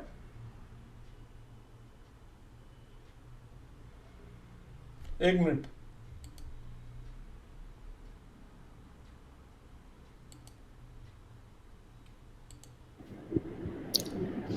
हाँ सर, नमस्ते। जी नमस्कार। सर, आपने ये बताया था कि जो रिलेशन होता है, संबंध आपस में, तो जैसे मंगल बैठा है धनु में और गुरु उसको देख रहा है। हाँ। अब यही चीज अगर ऐसा हो कि मंगल धनु में बैठा है और मंगल गुरु को देख रहा है, नहीं, फिर बजाय कि रिलेशन गुरु नहीं है। मंगल, नहीं है वो? नहीं। अच्छा, वो क्षेत्रीय नहीं। दृष्टि का मतलब मेरे घर में कोई बैठा है, मैं उसे देख रहा हूँ, बस ये है। अच्छा। और अभी जैसे आपने बताया कि नवमांश को एज ए इंडिविजुअल चार्ट देखना है आपको, बिल्कुल। तो उसमें अगर प्रॉमिस मतलब कॉन्फ्लिक्टिंग सिचुएशन आ रही है कि राशि में आपको प्रॉमिस दिख रहा है, हम्म। नमाश में नहीं दिख रहा। नवमांश में दिख रहा है और राशि में नहीं दिख रहा है, या कभी राशि में दिख रहा है, नवमांश में नहीं दिख रहा है। ऐसा है कि देखो, दोनों में जब प्रॉमिस होता है it is called very strong promise. हाँ। ठीक है, कहीं एक जगह है तो इससे promise but very weak promise. Okay sir. Promise है, डी वन चार्ट भी इवेंट करा देता है, डी नाइन भी करा देता है, मगर एक्चुअली डी वन में जो प्रॉमिस आपको नजर आ रहा है वो डी नाइन से कंफर्म होना चाहिए। लॉ तो ये है, प्रैक्टिकलिटी में ये है कि दोनों में से कहीं पे भी प्रॉमिस होता है तो थोड़ी पॉसिबिलिटी रहती है इवेंट के होने की। Okay sir, thank you. जी राजेश जी। दो छोटे छोटे सवाल हैं कि आपने कहा उभय धर्मी में एक न्यूट्रल होता है, एक बेनिफिक या मेलेफिक होता है, तो कोई सा भी एक न्यूट्रल हो सकता है महादशा लॉर्ड और अंतदशा में, या नहीं, महादशा लॉर्ड को कोई भी हो सकता है सर। कोई भी हो सकता है? Yes sir. और दूसरी बात ये बताएं कि जैसे हम देखते हैं संबंधी है सहधर्मी है, तो जब देखना शुरू करे आदमी के दिमाग में क्या होगा? सबसे पहले संबंध देखना चाहिए, सबसे पहले धर्म देखना चाहिए? सर सबसे पहले तो लॉर्डशिप देखनी चाहिए सभी की। हाँ वो हाँ वो सब तो ठीक है, नहीं इन दोनों में जब ये दोनों चीजें पहले पर आते संबंधी हैं। देखेंगे, संबंधी सर। अच्छा, पहले संबंधी देखेंगे। हाँ। और अगर संबंध ही नहीं बन रहा तो? अब वो तो फिर धर्म तो देखना ही है। अच्छा, तब भी धर्म तो देखना ही है। हाँ, संबंधी तो ये हो जाता है ना, जैसे संबंधी हो गए तो वो चाहे सहधर्मी है तो भी या सहधर्मी नहीं है तभी भी दोनों अपने अपने रिजल्ट देंगे। हम्म। तो वो आपको लिंक करने की स- जरूरत नहीं है दोनों को। संबंधी है तो वो दोनों अपने अपने काम करेंगे, हाँ, अपने अपने एक काम दूसरे के करेंगे, काम। एक दूसरे पे निर्भर नहीं करेंगे एक तरीके से। और अगर संबंधी नहीं है तो? फिर वो एक दूसरे के रिजल्ट को या तो बढ़ाएंगे या घटाएंगे। अच्छा, ठीक है ठीक है, शुक्रिया। जी विकास जी। जय जगन्नाथ गुरु जी। हाँ। गुरु जी, मैं देखा हूँ कि शनि जब अपना घर को देखते हैं तभी भी नुकसान करता है।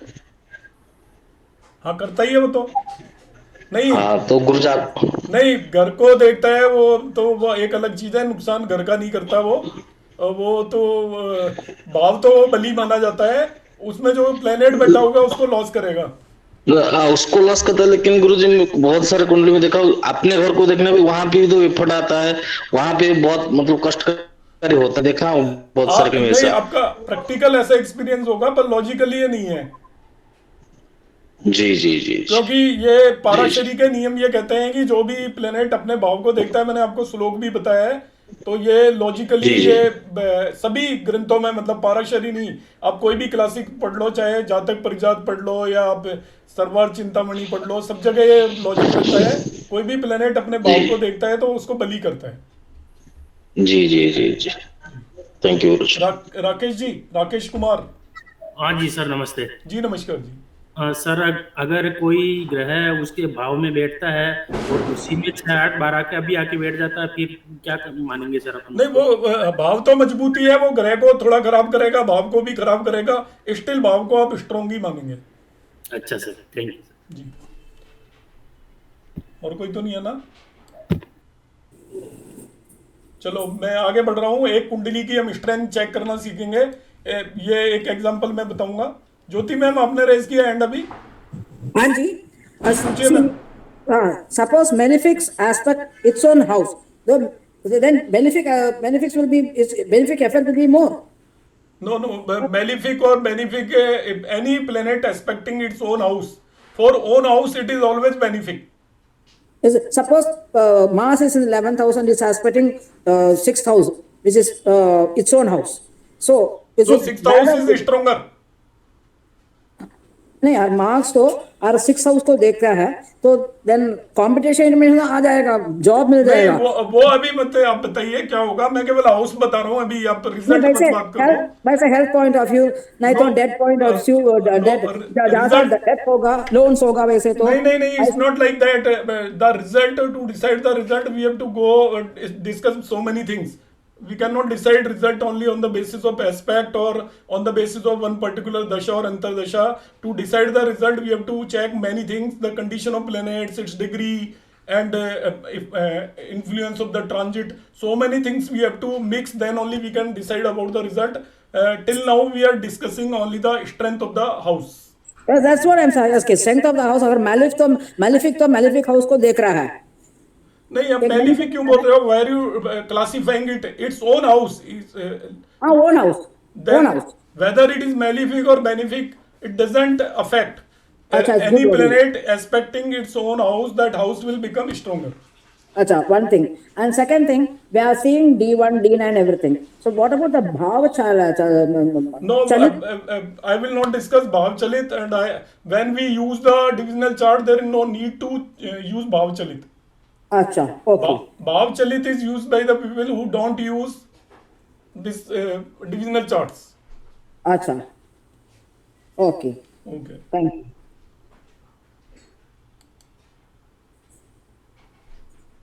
रेनू मैम।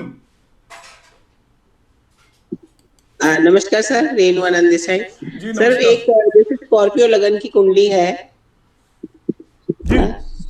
हाँ, और 6 हाउस में मार्स बैठे हैं, उसको अपने ही घर को देख रहे हैं। ठीक है, बट वहां पर जो शनि बैठे हैं, क्या वो उसका मेलिफिक भाव स्ट्रांग होगा या नहीं होगा? नहीं, 6 शनि कौन सा लॉर्ड? नहीं, वो तो भाव तो स्ट्रांग ही होगा। अच्छा, ठीक है। ठीक है, अभी मैं इसका एक एग्जांपल दिखा देता हूँ आपको समझाने के लिए।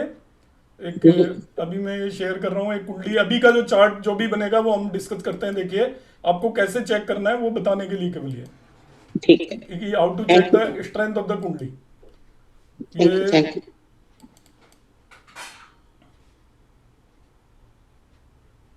अभी इस टाइम पर जो भी चार्ट बनेगा उसकी हमें स्ट्रेंथ देखना, मैं बताता हूँ सभी भावों की।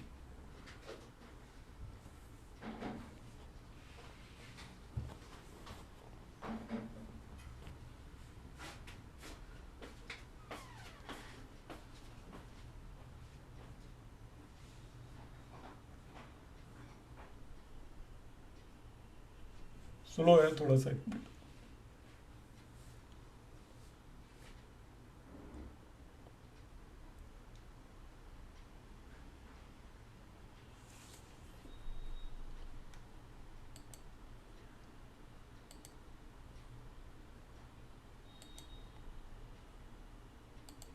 तो ये कुंडली मैंने शेयर की है, अभी की कुंडली बन रही है इस टाइम की। ये 4 नवंबर 2024, 2141 दिल्ली, इंडिया। तो ये यहाँ की अभी कुंडली मैंने बनाई है। अब देखिए, इसमें मैं 1 बाई 1 भावों को देखूंगा। सबसे पहले मैं लग्न को देखता हूँ। लग्न तो 3 साइन है और इसका जो लॉर्ड है मरकरी है। ये तो मरकरी बैठा हुआ है आपका 6th हाउस में। वो ना ही तो लग्न को एस्पेक्ट कर रहा है और ना ही लग्न से उसका कोई लेना देना है, लिंक भी कोई नहीं है। अब हम देखते हैं क्या इससे कोई एस्पेक्ट कर रहा है क्या। यहाँ पर प्लेस तो कोई है ही नहीं, तो ना ही प्लेसमेंट है और ना ही लॉर्ड, इसके अपने लॉर्ड से कोई लिंक है। अब इसको कोई एस्पेक्ट कर रहा है क्या इस कुंडली में? तो ना ही तो सैटर्न एस्पेक्ट कर रहा है, ना ही जुपिटर कर रहा है, ना ही मार्स कर रहा है। तो कोई भी इसे एस्पेक्ट करंटली नहीं कर रहा है। फर्दर हम देखते हैं कि इसको शुभ कर्तरी में है या पाप कर्तरी में है। तो इस कुंडली में लग्न को अभी मार्स और जुपिटर दोनों ने इसको दोनों तरफ है, एक तरफ जुपिटर है एक तरफ मार्स है। अब हम इस कुंडली के लिए देखते हैं मार्स की lordship. Mars is 6th Lord and Mars is 11th Lord. तो वो पूरी तरीके से मेलिफिक प्लेनेट है इस कुंडली के लिए, इट इज फंक्शनल मेलिफिक, क्योंकि 11th लॉर्ड भी मेलिफिक होता है और 6th लॉर्ड भी मेलिफिक होता है, तो it is a functional malefic. Jupiter को देखते हैं, Jupiter is a 7th and 10th Lord, तो वो न्यूट्रल है इसके लिए, ना ही बेनिफिक है ना ही मेलिफिक है, तो ये पाप कर्तरी में नहीं है, पाप कर्तरी में नहीं है, मगर इस पर कोई भी इसका लग्न लॉर्ड का कोई इन्फ्लुएंस नहीं है। तो इससे फर्स्ट हाउस या लग्न इसकी न्यूट्रल है एक्चुअली, तो इसको हम न्यूट्रल नोट कर लेंगे, फर्स्ट हाउस इज न्यूट्रल। अब मैं बात करता हूं इसके सेकंड हाउस की। सेकंड हाउस को देखते हैं क्या इसके लॉर्ड से कोई लिंक है क्या, तो मून से इसका कोई भी लिंक नहीं है। अब इसे एस्पेक्ट कौन कर रहा है, तो एस्पेक्ट भी इसे कोई भी नहीं कर रहा है, यहां पर हम देखते हैं तो कोई भी एस्पेक्ट नहीं है, मगर यहां पर एक फंक्शनल मेलिफिक प्लेनेट बैठा हुआ है, that is 6th Lord and 11th Lord Mars बैठा हुआ है, इसलिए आपका सेकंड हाउस मेलिफिक हो गया। देखिए फर्स्ट हाउस न्यूट्रल था, सेकंड हाउस मेलिफिक हो गया। एक एक हाउस में चेक करना बता रहा हूं, तो उसमें आपको 2 मिनट लगती है पूरी कुंडली को चेक करने में। तीसरे हाउस पे आऊंगा अब मैं।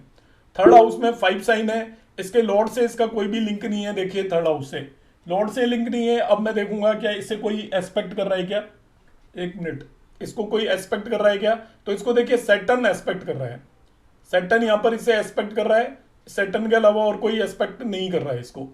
और इसके बाद हम देखते हैं यहाँ पर ये मार्स फंक्शनल मेलिफिक है और केतु को भी हम मेलिफिक कंसिडर करके चलेंगे। तो मार्स और केतु दोनों इसको सराउंड कर रहे हैं, तो ये एक तरीके से भाव पाप कर्तरी में हो गया।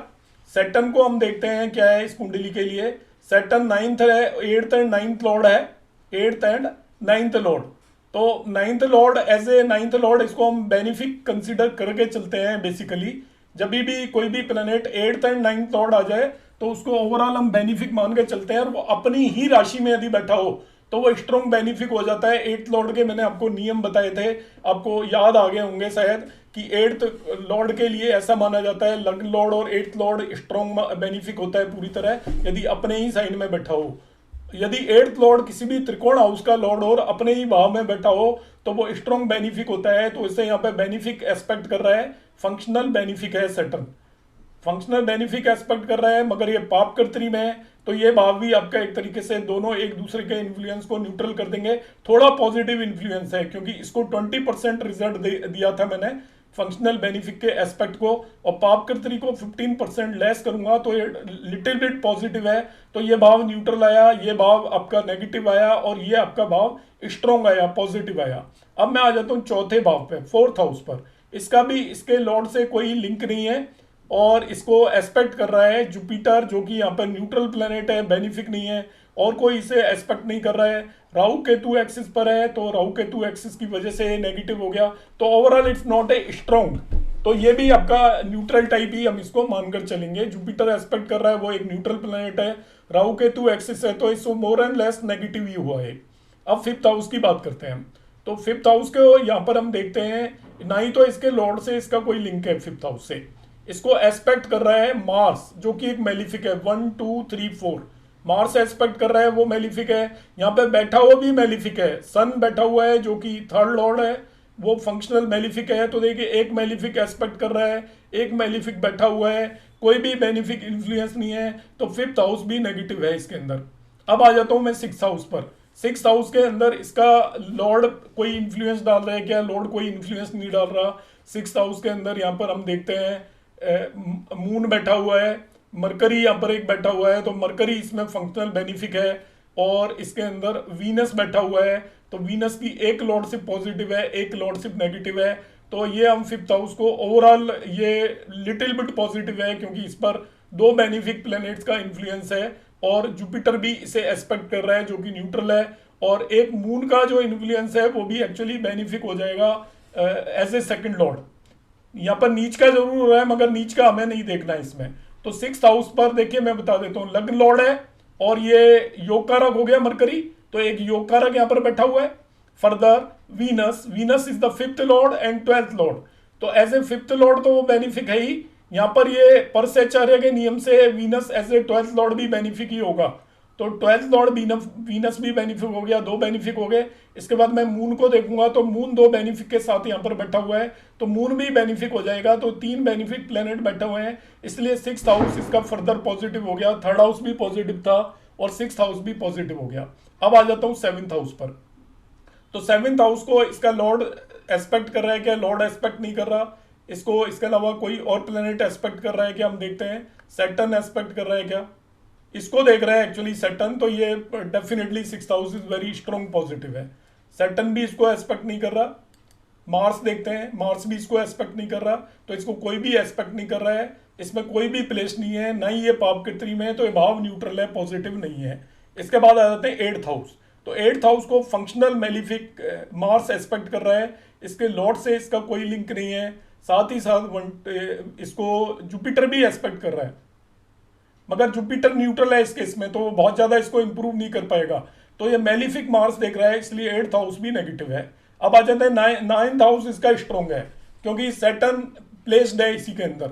तो देखिए इसका 3rd हाउस स्ट्रॉन्ग आया था, 6th हाउस स्ट्रॉन्ग आया था, 9th हाउस स्ट्रॉन्ग है, क्योंकि इसका लॉर्ड जिस भी भाव में बैठ गया वो स्ट्रॉन्ग होगा ही होगा। इसके बाद आ जाते हैं हम इसके 10th हाउस के अंदर। तो 10th हाउस का इसके लॉर्ड से कोई कनेक्शन नहीं है, इस पर कोई बेनिफिक इन्फ्लुएंस भी नहीं है, तो 10th हाउस भी आपका पॉजिटिव नहीं है। 11th हाउस पे आ जाते हैं, तो 11th हाउस को एक फंक्शनल बेनिफिक सैटर्न एस्पेक्ट कर रहा है, साथ ही साथ एक मेलिफिक सन एस्पेक्ट कर रहा है। मगर सैटर्न का जो एस्पेक्ट है वो रिलेटिवली स्ट्रोंगर माना जाएगा एज कंपेयर टू सन, क्योंकि सन 3rd लॉर्ड है और 3rd लॉर्ड को मैंने कहा -1 पॉइंट हम देते हैं, और सैटर्न क्योंकि यहाँ पर 9th लॉर्ड हो गया और एज ए 8th लॉर्ड भी ये पॉजिटिव है, तो इसको आपको +4 पॉइंट मिलेंगे। तो ओवरऑल इस पर ये पॉजिटिव इन्फ्लुएंस है, तो इसका ये 11th हाउस भी स्ट्रॉन्गर है। अब हम 12th हाउस की बात करते हैं। तो 12th हाउस को उसका लॉर्ड वीनस एस्पेक्ट कर रहा है, तो जिसको भी उसका लॉर्ड से कनेक्शन हो जाए वो स्ट्रॉन्ग हो जाता है। इसमें हमने ओवरऑल देखे 5 भाव स्ट्रॉन्ग है इस पर्सन के। 3rd हाउस स्ट्रॉन्ग आया, 6th हाउस स्ट्रॉन्ग आया, इसके अलावा इसका यहाँ पर 9th हाउस स्ट्रॉन्ग आया, इस ऐसे ही उसका 11th हाउस स्ट्रॉन्ग आया, उसका 12th हाउस स्ट्रॉन्ग आया। इन दिस वे उसके 5 हाउसेस स्ट्रॉन्ग है। देखिए 3 तो लॉर्ड से लिंक हो गए, स्ट्रॉन्ग हो गए। 9th हाउस में क्योंकि उसका लॉर्ड बैठा है इसलिए स्ट्रॉन्ग हो गया। इसके बाद यहाँ पर इसको इस भाव को 12th हाउस को उसका लॉर्ड देख रहा है, इसलिए वो भाव भी स्ट्रॉन्ग हो गया। दूसरा भाव ये इस वजह से स्ट्रॉन्ग हो गया, 2 भाव तो इस वजह से ही स्ट्रॉन्ग हो गए। बाकी आपका यहाँ पर इस पर्टिकुलर भाव पर पॉजिटिव इन्फ्लुएंस मतलब बेनिफिक प्लैनेट्स का ज्यादा इन्फ्लुएंस है, इसलिए भाव स्ट्रॉन्गर होगा। इस तरीके से हम किसी भी कुंडली के सभी 12 भावों को एनालाइज कर सकते हैं विद इन नो टाइम। अब आपको कुंडली की स्ट्रेंथ कैसे डिसाइड करनी है, जो मैं वर्ड बोल रहा था। यदि किसी कुंडली के 4 भाव से कम स्ट्रॉन्ग हो, 3, 2, 1, वो वीक कुंडली मानी जाती है, कमजोर वीक कुंडली होगी। उसके अंदर जितने भी योग वगैरह बन रहे होंगे, उसके कितने ही स्ट्रॉन्ग राजयोग होते हुए भी वो अपने राजयोगों के पूरे रिजल्ट देने में कैपेबल नहीं होगी। जिसमें 4 से कम भाव स्ट्रॉन्ग है, 3 ही भाव स्ट्रॉन्ग है, जिसमें 4 भाव स्ट्रॉन्ग है वो आपकी न्यूट्रल मानी जाती है, ना ही बहुत स्ट्रॉन्ग मानी जाती है, ना ही वीक मानी जाती है। मगर जिसमें 4 से ज्यादा भाव स्ट्रॉन्ग हो वो आपका मॉडरेटली स्ट्रॉन्ग मानी जाएगी, राजयोगों के रिजल्ट आपको मिलेंगे। और यदि किसी में 6 या 6 से ज्यादा भाव स्ट्रॉन्ग हो जाए तो उसके बल्कि नेगेटिव राजयोग हो रहे हो, नेगेटिव योग बन रहे हो, वो भी अपना कुछ नहीं बिगाड़ पाएंगे उस पर्सन के। वो लाइफ में प्रोग्रेस करता रहेगा और उसके राजयोगों के जो रिजल्ट आप जो एक्सपेक्ट कर रहे होंगे उससे कई गुना ज्यादा मिलेंगे। जैसे इस पर्सन की कुंडली के अंदर अभी जो बॉर्न हुआ होगा 5 भाव उसके स्ट्रॉन्ग है, तो 5 भाव स्ट्रॉन्ग होने का मतलब है उसकी ओवरऑल जो भी उसकी कुंडली के अंदर राजयोग वगैरह बन रहे होंगे उनके अच्छे रिजल्ट होंगे और ये मॉडरेटली स्ट्रॉन्ग कुंडली मानी जाएगी। इस तरीके से हम किसी भी कुंडली को एनालाइज कर सकते हैं। मैं एक और एग्जांपल ले रहा हूं और इसको मैं थोड़ा स्लो बताऊंगा। ये और कोई कुंडली खोल लेता हूं मैं एट रैंडम।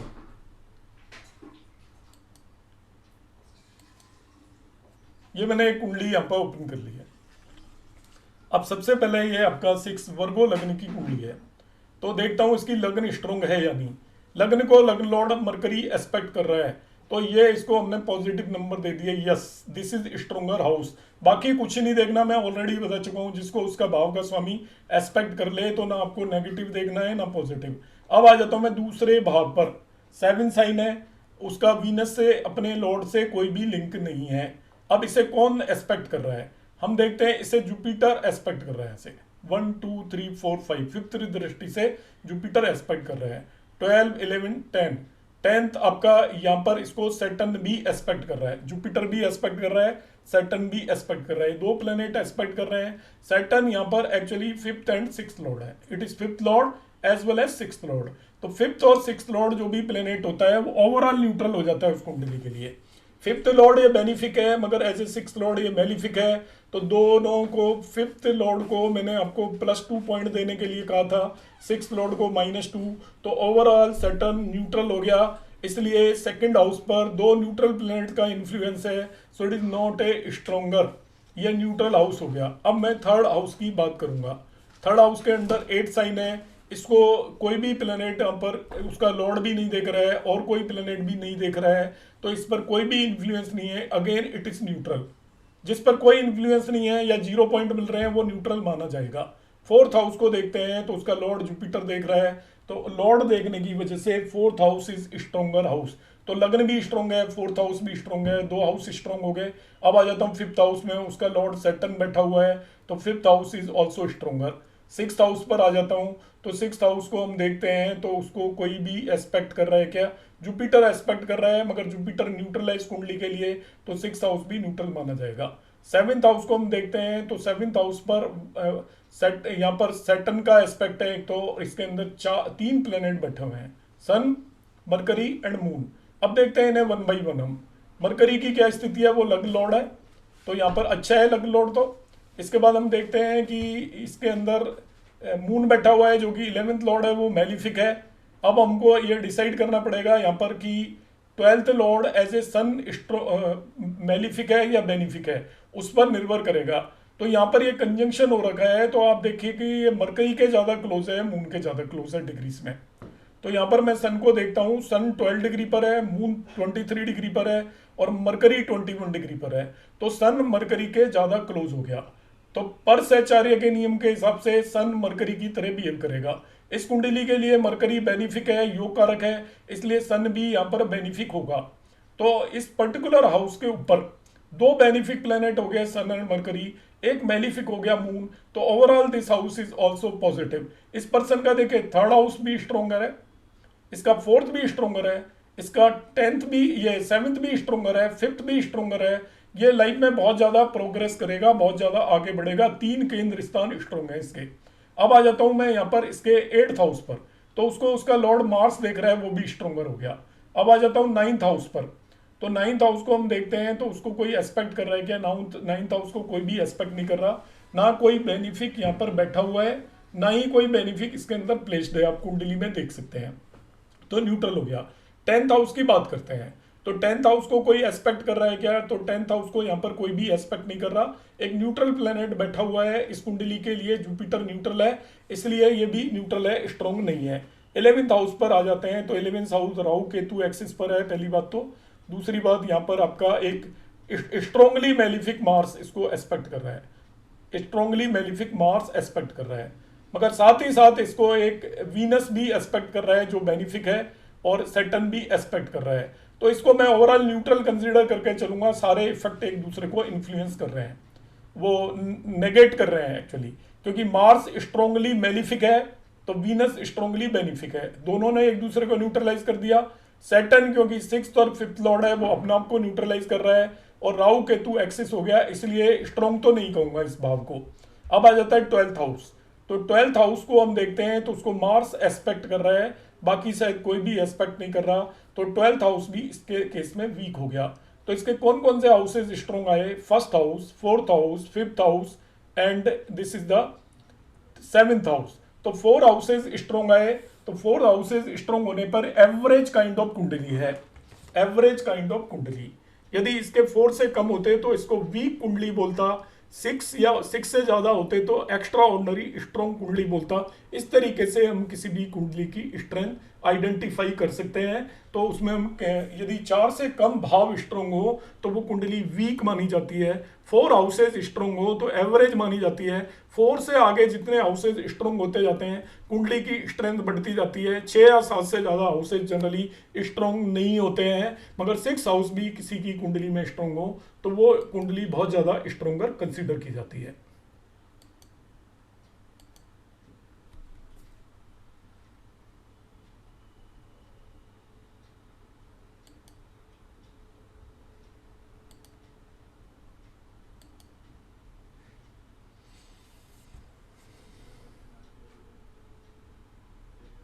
विकास जी, आपने कुछ पूछना है? पहले से हैंड रेज है।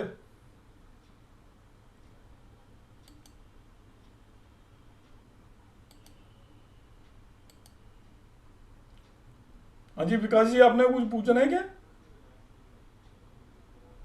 परवीन जी, परवीन जी,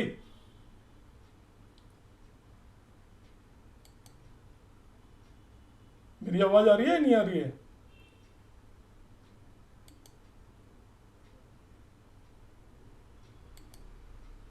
अब परवीन जी। सर नमस्कार। जी नमस्कार। सर ये जो हम स्ट्रेंथ चेक कर रहे हैं कुंडली की, तो प्राइमा फेसी हमने देख लिया मोटा मोटा कि, तो हमने एक परसेप्शन बना लिया कि कुंडली स्ट्रेंथ है नहीं है। लेकिन जब हमने हमारे इस हिसाब से तो 4 घर ठीक आ रहे हैं, 3 ठीक आ रहे हैं, फिर लेकिन जब हमने उनको फर्दर इन्वेस्टिगेट किया, कारक भी ठीक है, उनके भावेश भी ठीक है, तो हमारा बिल्कुल कंसेप्ट रिवर्स हो जाएगा फिर तो हम जो प्राइमा फेसी देख रहे हैं उसको फिर फायदा क्या हुआ उसका देखने में? रिवर्स थोड़ी हो जाएगा। यदि कुंडली वीक है तो आप जो रिजल्ट एक्सपेक्ट कर रहे हो वैसे मिलेंगे ही नहीं। नहीं हमने भाव देखा, उसके बाद हमने भावेश भी देखा, कारक भी देखा, वो स्ट्रॉन्ग तो बाद में देखेंगे, पहले तो कुंडली देखी ना आपने, इसके बाद उसके जो रिजल्ट कैसे मिल रहे हैं उसकी इंटेंसिटी आपकी कुंडली की स्ट्रेंथ से पता चलेगा आपको। मैं ही तो कह रहा हूँ, सपोज हमारे 5 भाव ठीक है सर, ठीक है, 4 भाव खराब है, उन जो खराब है उनके भावेश और कारक बहुत अच्छे हैं, और जो ठीक है उनके खराब है। अरे आप उसको मिक्स क्यों कर रहे हो? मैं तो ये एक अलग चीज है कि आपको कुंडली की स्ट्रेंथ पहले चेक करनी है, उसको चेक करके छोड़ दो जी। आपने देख लिया उस कुंडली के अंदर कितने भाव स्ट्रोंग है, उससे आपने डिसाइड कर लिया ना कुंडली एवरेज है, वीक है, स्ट्रोंग है, बस काम खत्म हो गया। ठीक है, आपको ओवरऑल स्ट्रेंथ पता करनी है कुंडली की, केवल आप जो एनालिसिस करना है तो वो तो इंडिविजुअली करेंगे हम। ठीक है सर। अब जैसे आप क्या करते हैं कि आपकी कुंडली में गजकेसरी योग बन रहा है, आपने गजकेसरी योग देख लिया। अब गजकेसरी योग के आपके रिजल्ट की इंटेंसिटी क्या होगी वो ओवरऑल कुंडली की स्ट्रेंथ पर भी डिपेंड करेगी, बाकी चीजों के अलावा। यदि आपकी कुंडली की ओवरऑल स्ट्रेंथ, मतलब सब भाव एक दूसरे को प्रभावित करते हैं, बेसिक कंसेप्ट ये है। कभी भी कुंडली में कोई भी भाव इंडिपेंडेंट नहीं होता। आपकी जिंदगी में जो घटनाएं होंगी, एक पर्टिकुलर भाव की जब दशा चलती है तो वो किसी दूसरे भावों को, सभी 12 भावों को इन्फ्लुएंस करता है। तो हम एक्चुअली सबसे ज्यादा इन्फ्लुएंस उसकी अपने भाव के ऊपर होती है जिसकी दशा चल रही होती है। मगर आपका 5th हाउस है तो वो 6 से 12th भी हो गया, 6 भाव को भी इन्फ्लुएंस करेगा। 7th से 11th भी हो गया, 7th भाव को भी इन्फ्लुएंस करेगा। आपकी 5th भाव की दशा है तो आपकी वाइफ की अर्निंग होगी, गेन होगी, ऐसा आप मानकर चल सकते हैं। तो हर एक कुंडली के अंदर एक पर्टिकुलर भाव की दशा के अंदर सभी 12 भावों से रिलेटेड इवेंट होते हैं, 12 हाउसेस से रिलेटेड इवेंट होंगे आपको। तो हमें क्या करना है कि जो हम ओवरऑल स्ट्रेंथ ऑफ कुंडली देखते हैं वो हम ये देखते हैं कि आपका सपोज एक योग कारक की दशा चल रही है, योग कारक की भी दशा चल रही है, मगर ओवरऑल स्ट्रेंथ ऑफ योर कुंडली इज वीक, कमजोर है, तो आप ऐसा समझिए कि आपको रिजल्ट की इंटेंसिटी वो नहीं मिलेगी। तो ये मेन जिसको हम बोलते हैं ना माइन्यूट असेसमेंट, उसमें आपकी ओवरऑल कुंडली की स्ट्रेंथ काम आती है। भाव जो कर रहा होगा वो तो हम देखेंगे ही, मगर भाव के बेस पे आपने असेस किया कि भाव भी स्ट्रोंग है, भावेश भी स्ट्रोंग है, सारी चीजें बढ़िया हैं, मगर आपको आप देखोगे कि इसकी कुंडली में स्ट्रेंथ कम है। तो जब आप कहेंगे नेटिव को कि कैसे रिजल्ट मिलने वाले हैं तो आप उसको कहेंगे आपको ठीक ठाक से रिजल्ट मिलेंगे। और यदि वो उसकी कुंडली स्ट्रोंग है तो आप कहोगे आपको इस पर्टिकुलर दशा के अंदर एकदम बहुत ज्यादा राइस मिलने वाला है, बहुत स्ट्रॉन्ग रिजल्ट मिलने वाले हैं। तो जब हम इंटेंसिटी को असेस करेंगे रिजल्ट की को, उसमें कुंडली की ओवरऑल स्ट्रेंथ बहुत मेजर रोल प्ले करती है। इस स्ट्रेंथ को हम अष्टक वर्ग के नंबर से भी चेक कर सकते हैं क्या सर? अष्टक वर्ग को आप इसमें मिक्स नहीं करो, वो एक्चुअली उतनी कामयाब नहीं है वो टेक्निक। ठीक है, प्रैक्टिकलिटी में अष्टक वर्ग काम नहीं करता ट्रांजिट के अलावा। ठीक है ठीक क्योंकि है मैं सर। अष्टक वर्ग जैसे पढ़ाता कोई हूँ पर मुझे पता है वो काम नहीं करता। राइट सर, जैसे कोई फंक्शनल मैलिफिक बैठा हुआ है किसी भाव में, तो हमने कह दिया उसकी नहीं, स्ट्रेंथ फंक्शनल कमजोर है, मैलिफिक नहीं लेकिन देखना अगर नहीं, इसमें स्ट्रेंथ देखने के लिए, स्ट्रेंथ में स्ट्रेंथ देखने के फंक्शनल लिए देखना है मैलिफिक ना। का कोई रोल नहीं है। अभी तो आप देख रहे थे फंक्शनल मैलिफिक सर जब एस्पेक्ट कर रहा है, देख एक भी नहीं देखा, एक बार भी नहीं देखा। आप देख रहे थे ना लॉर्डशिप भी, जैसे शनि की देखी आपने, तो तो फंक्शनल लॉर्डशिप फंक्शनल होता है ना, नेचुरल नहीं, सॉरी फंक्शनल तो देखना ही है, नेचुरल नहीं देखना। हाँ फंक्शनल की बात कर रहा हूँ सर मैं, फंक्शनल हाँ, मैलिफिक बैठा है सपोज sorry, किसी भाव में, functional तो लेकिन वो देखना ही है, उच्च का natural होकर नहीं बैठा, देखना। लेकिन वो उच्च का होकर बैठा है, तो उसको फिर हम तो सही कंसिडर करेंगे ना सर, स्ट्रेंथ मानेंगे भाव की। फंक्शनल क्या बेटा है? फंक्शनल मैलिफिक किसी भाव में बैठा है तो हमने कह दिया वो भाव कमजोर है। हाँ, तो लेकिन कमजोर अगर है वो भाव। उच्च का होकर बैठा है, उच्च का होकर बैठा है वहां पे, हाँ वो कोई बात नहीं, फिर भी उसको आप उच्च का होकर बैठा हुआ है तो आप उसको न्यूट्रल कंसीडर कर लेना। ठीक है सर। और एक लास्ट क्वेश्चन है सर, वो लॉर्डशिप से है। जैसे कन्या लगन में शनि जो है 5वें और 6ठे का वो है, तो जब इसकी हम वो डिसाइड कर रहे हैं सहधर्मी वाला, सपोज गुरु जो है न्यूट्रल हो गया, तो इसको हम ओवरऑल न्यूट्रल मान के गुरु न्यूट्रल करके वो करेंगे, उभयधर्मी करेंगे या नहीं, वो करेंगे नहीं, सर अलग अलग अलग इंडिविजुअल करेंगे, अलग अलग करेंगे। मतलब 5वें का अलग 6ठे का अलग? ऐसा है, वो उभयधर्मी हो गया वो पूरी तरीके से जुपिटर इससे। नहीं तो दोनों का ओवरऑल मिला के न्यूट्रल मान लेना। ओवरऑल नहीं मिलाते, नहीं ओवरऑल केवल लॉर्डशिप के लिए मिलाते हैं, या आपको ओवरऑल देखना है कि ओवरऑल कैसा है वहां पे मिलाएंगे। मगर जब एक प्लेनेट अपनी रिजल्ट देता है दशा में तो वो ओवरऑल थोड़ी देता है। तो हम उसके स्वधर्म के लिए अलग अलग देखेंगे सर, 5वें का अलग 6ठे का अलग। आप तो कर चुके हो दशाओं की भी कि ओवरऑल यही क्लियर कर रहा था। स्वधर्म के लिए अलग देखेंगे ना, स्वधर्मी के लिए हाँ, अलग सहधर्मी के लिए जैसे देखो आपका वो शनि है, शनि की 2 लॉर्डशिप है। As a 5th lord benefic है, as a 6th lord malefic है, दोनों चीजें लिखोगे, ठीक है सर। और जुपिटर लिखोगे as a 9th lord neutral, as a 7th lord neutral, दोनों लिखोगे ना आप। ठीक है सर। अब लिखोगे तो अब उसकी किसी से मिल ही नहीं रही है, उभयधर्मी हो गया वो दोनों तरफ से ही। उभयधर्मी दोनों के लिए उभयधर्मी हो गया ना, तो अब इंडिविजुअल रिजल्ट आएंगे। यस, ठीक है सर, थैंक यू मैम। जी सर, जब ये संबंधी होते हैं मतलब रिलेटेड हैं, तब इनके हम धर्मा नहीं देखेंगे, क्योंकि तब भी तो ये सहधर्मी, विरुद्ध धर्मी और उभयधर्मी हो तो सकते हैं ना अपने सर? अपने रिजल्ट दे देंगे ना, इसलिए धर्म का क्या फर्क पड़ रहा है उसमें। अच्छा, रिलेटेड है तो किसी भी कंडीशन में अपने अपने रिजल्ट हाँ, देंगे। तो जैसे एक बेनिफिक है और दूसरा भी बेनिफिक है तो आपको डबल बेनिफिक रिजल्ट मिल जाएंगे। एक बेनिफिक है, एक मेलिफिक है, तो जो बेनिफिक वाला है वो अपने बेनिफिक रिजल्ट देगा, मेलिफिक वाले अपने मेलिफिक रिजल्ट देगा। आपको दोनों रिजल्ट एक साथ मिल रहे होंगे। ओके, इसीलिए हमें नहीं देखना। और सर जब ये नॉन रिलेटेड हैं पर तब ये सहधर्मी हैं, तो तब भी ये इंडिपेंडेंटली अपने अपने रिजल्ट देंगे? नॉन रिलेटेड सहधर्मी है तो आपको स्ट्रॉन्गर रिजल्ट मिलेंगे, अब आपको पॉजिटिव। पर इंडिपेंडेंट अपना अपना देंगे? नहीं, इंडिपेंडेंट नहीं होंगे, एक दूसरे पे डिपेंड करके रिजल्ट देंगे वो। अच्छा, मतलब और तो सर जब ये नॉन रिलेटेड होते हैं तो मुझे जैसा समझ में आया पहले के वीडियो से कि नॉन रिलेटेड है, तो आप वहां पे भी चेक कर रहे हैं कि जो 2 लॉर्डशिप्स आपस में सहधर्मी है उनके प्रिडोमिनेंटली रिजल्ट्स आएंगे, ऐसे ही इनको हम चेक करेंगे ना सर? हाँ पक्का, यस वही तो है। सहधर्म का मतलब यही है कि जो वो एक दूसरे को स्ट्रेंथ दे देते हैं तो उन्हीं के प्रिडोमिनेंटली रिजल्ट मिलेंगे। करेक्ट है आप जो कह रहे हो। हाँ, क्योंकि अगर एक मेलिफिक है इस साइड और दूसरी साइड भी एक मेलिफिक है तो वो सहधर्मी हो गए, तो अब उन दोनों हाउसेस के प्रिडोमिनेंटली रिजल्ट्स आएंगे। करेक्ट।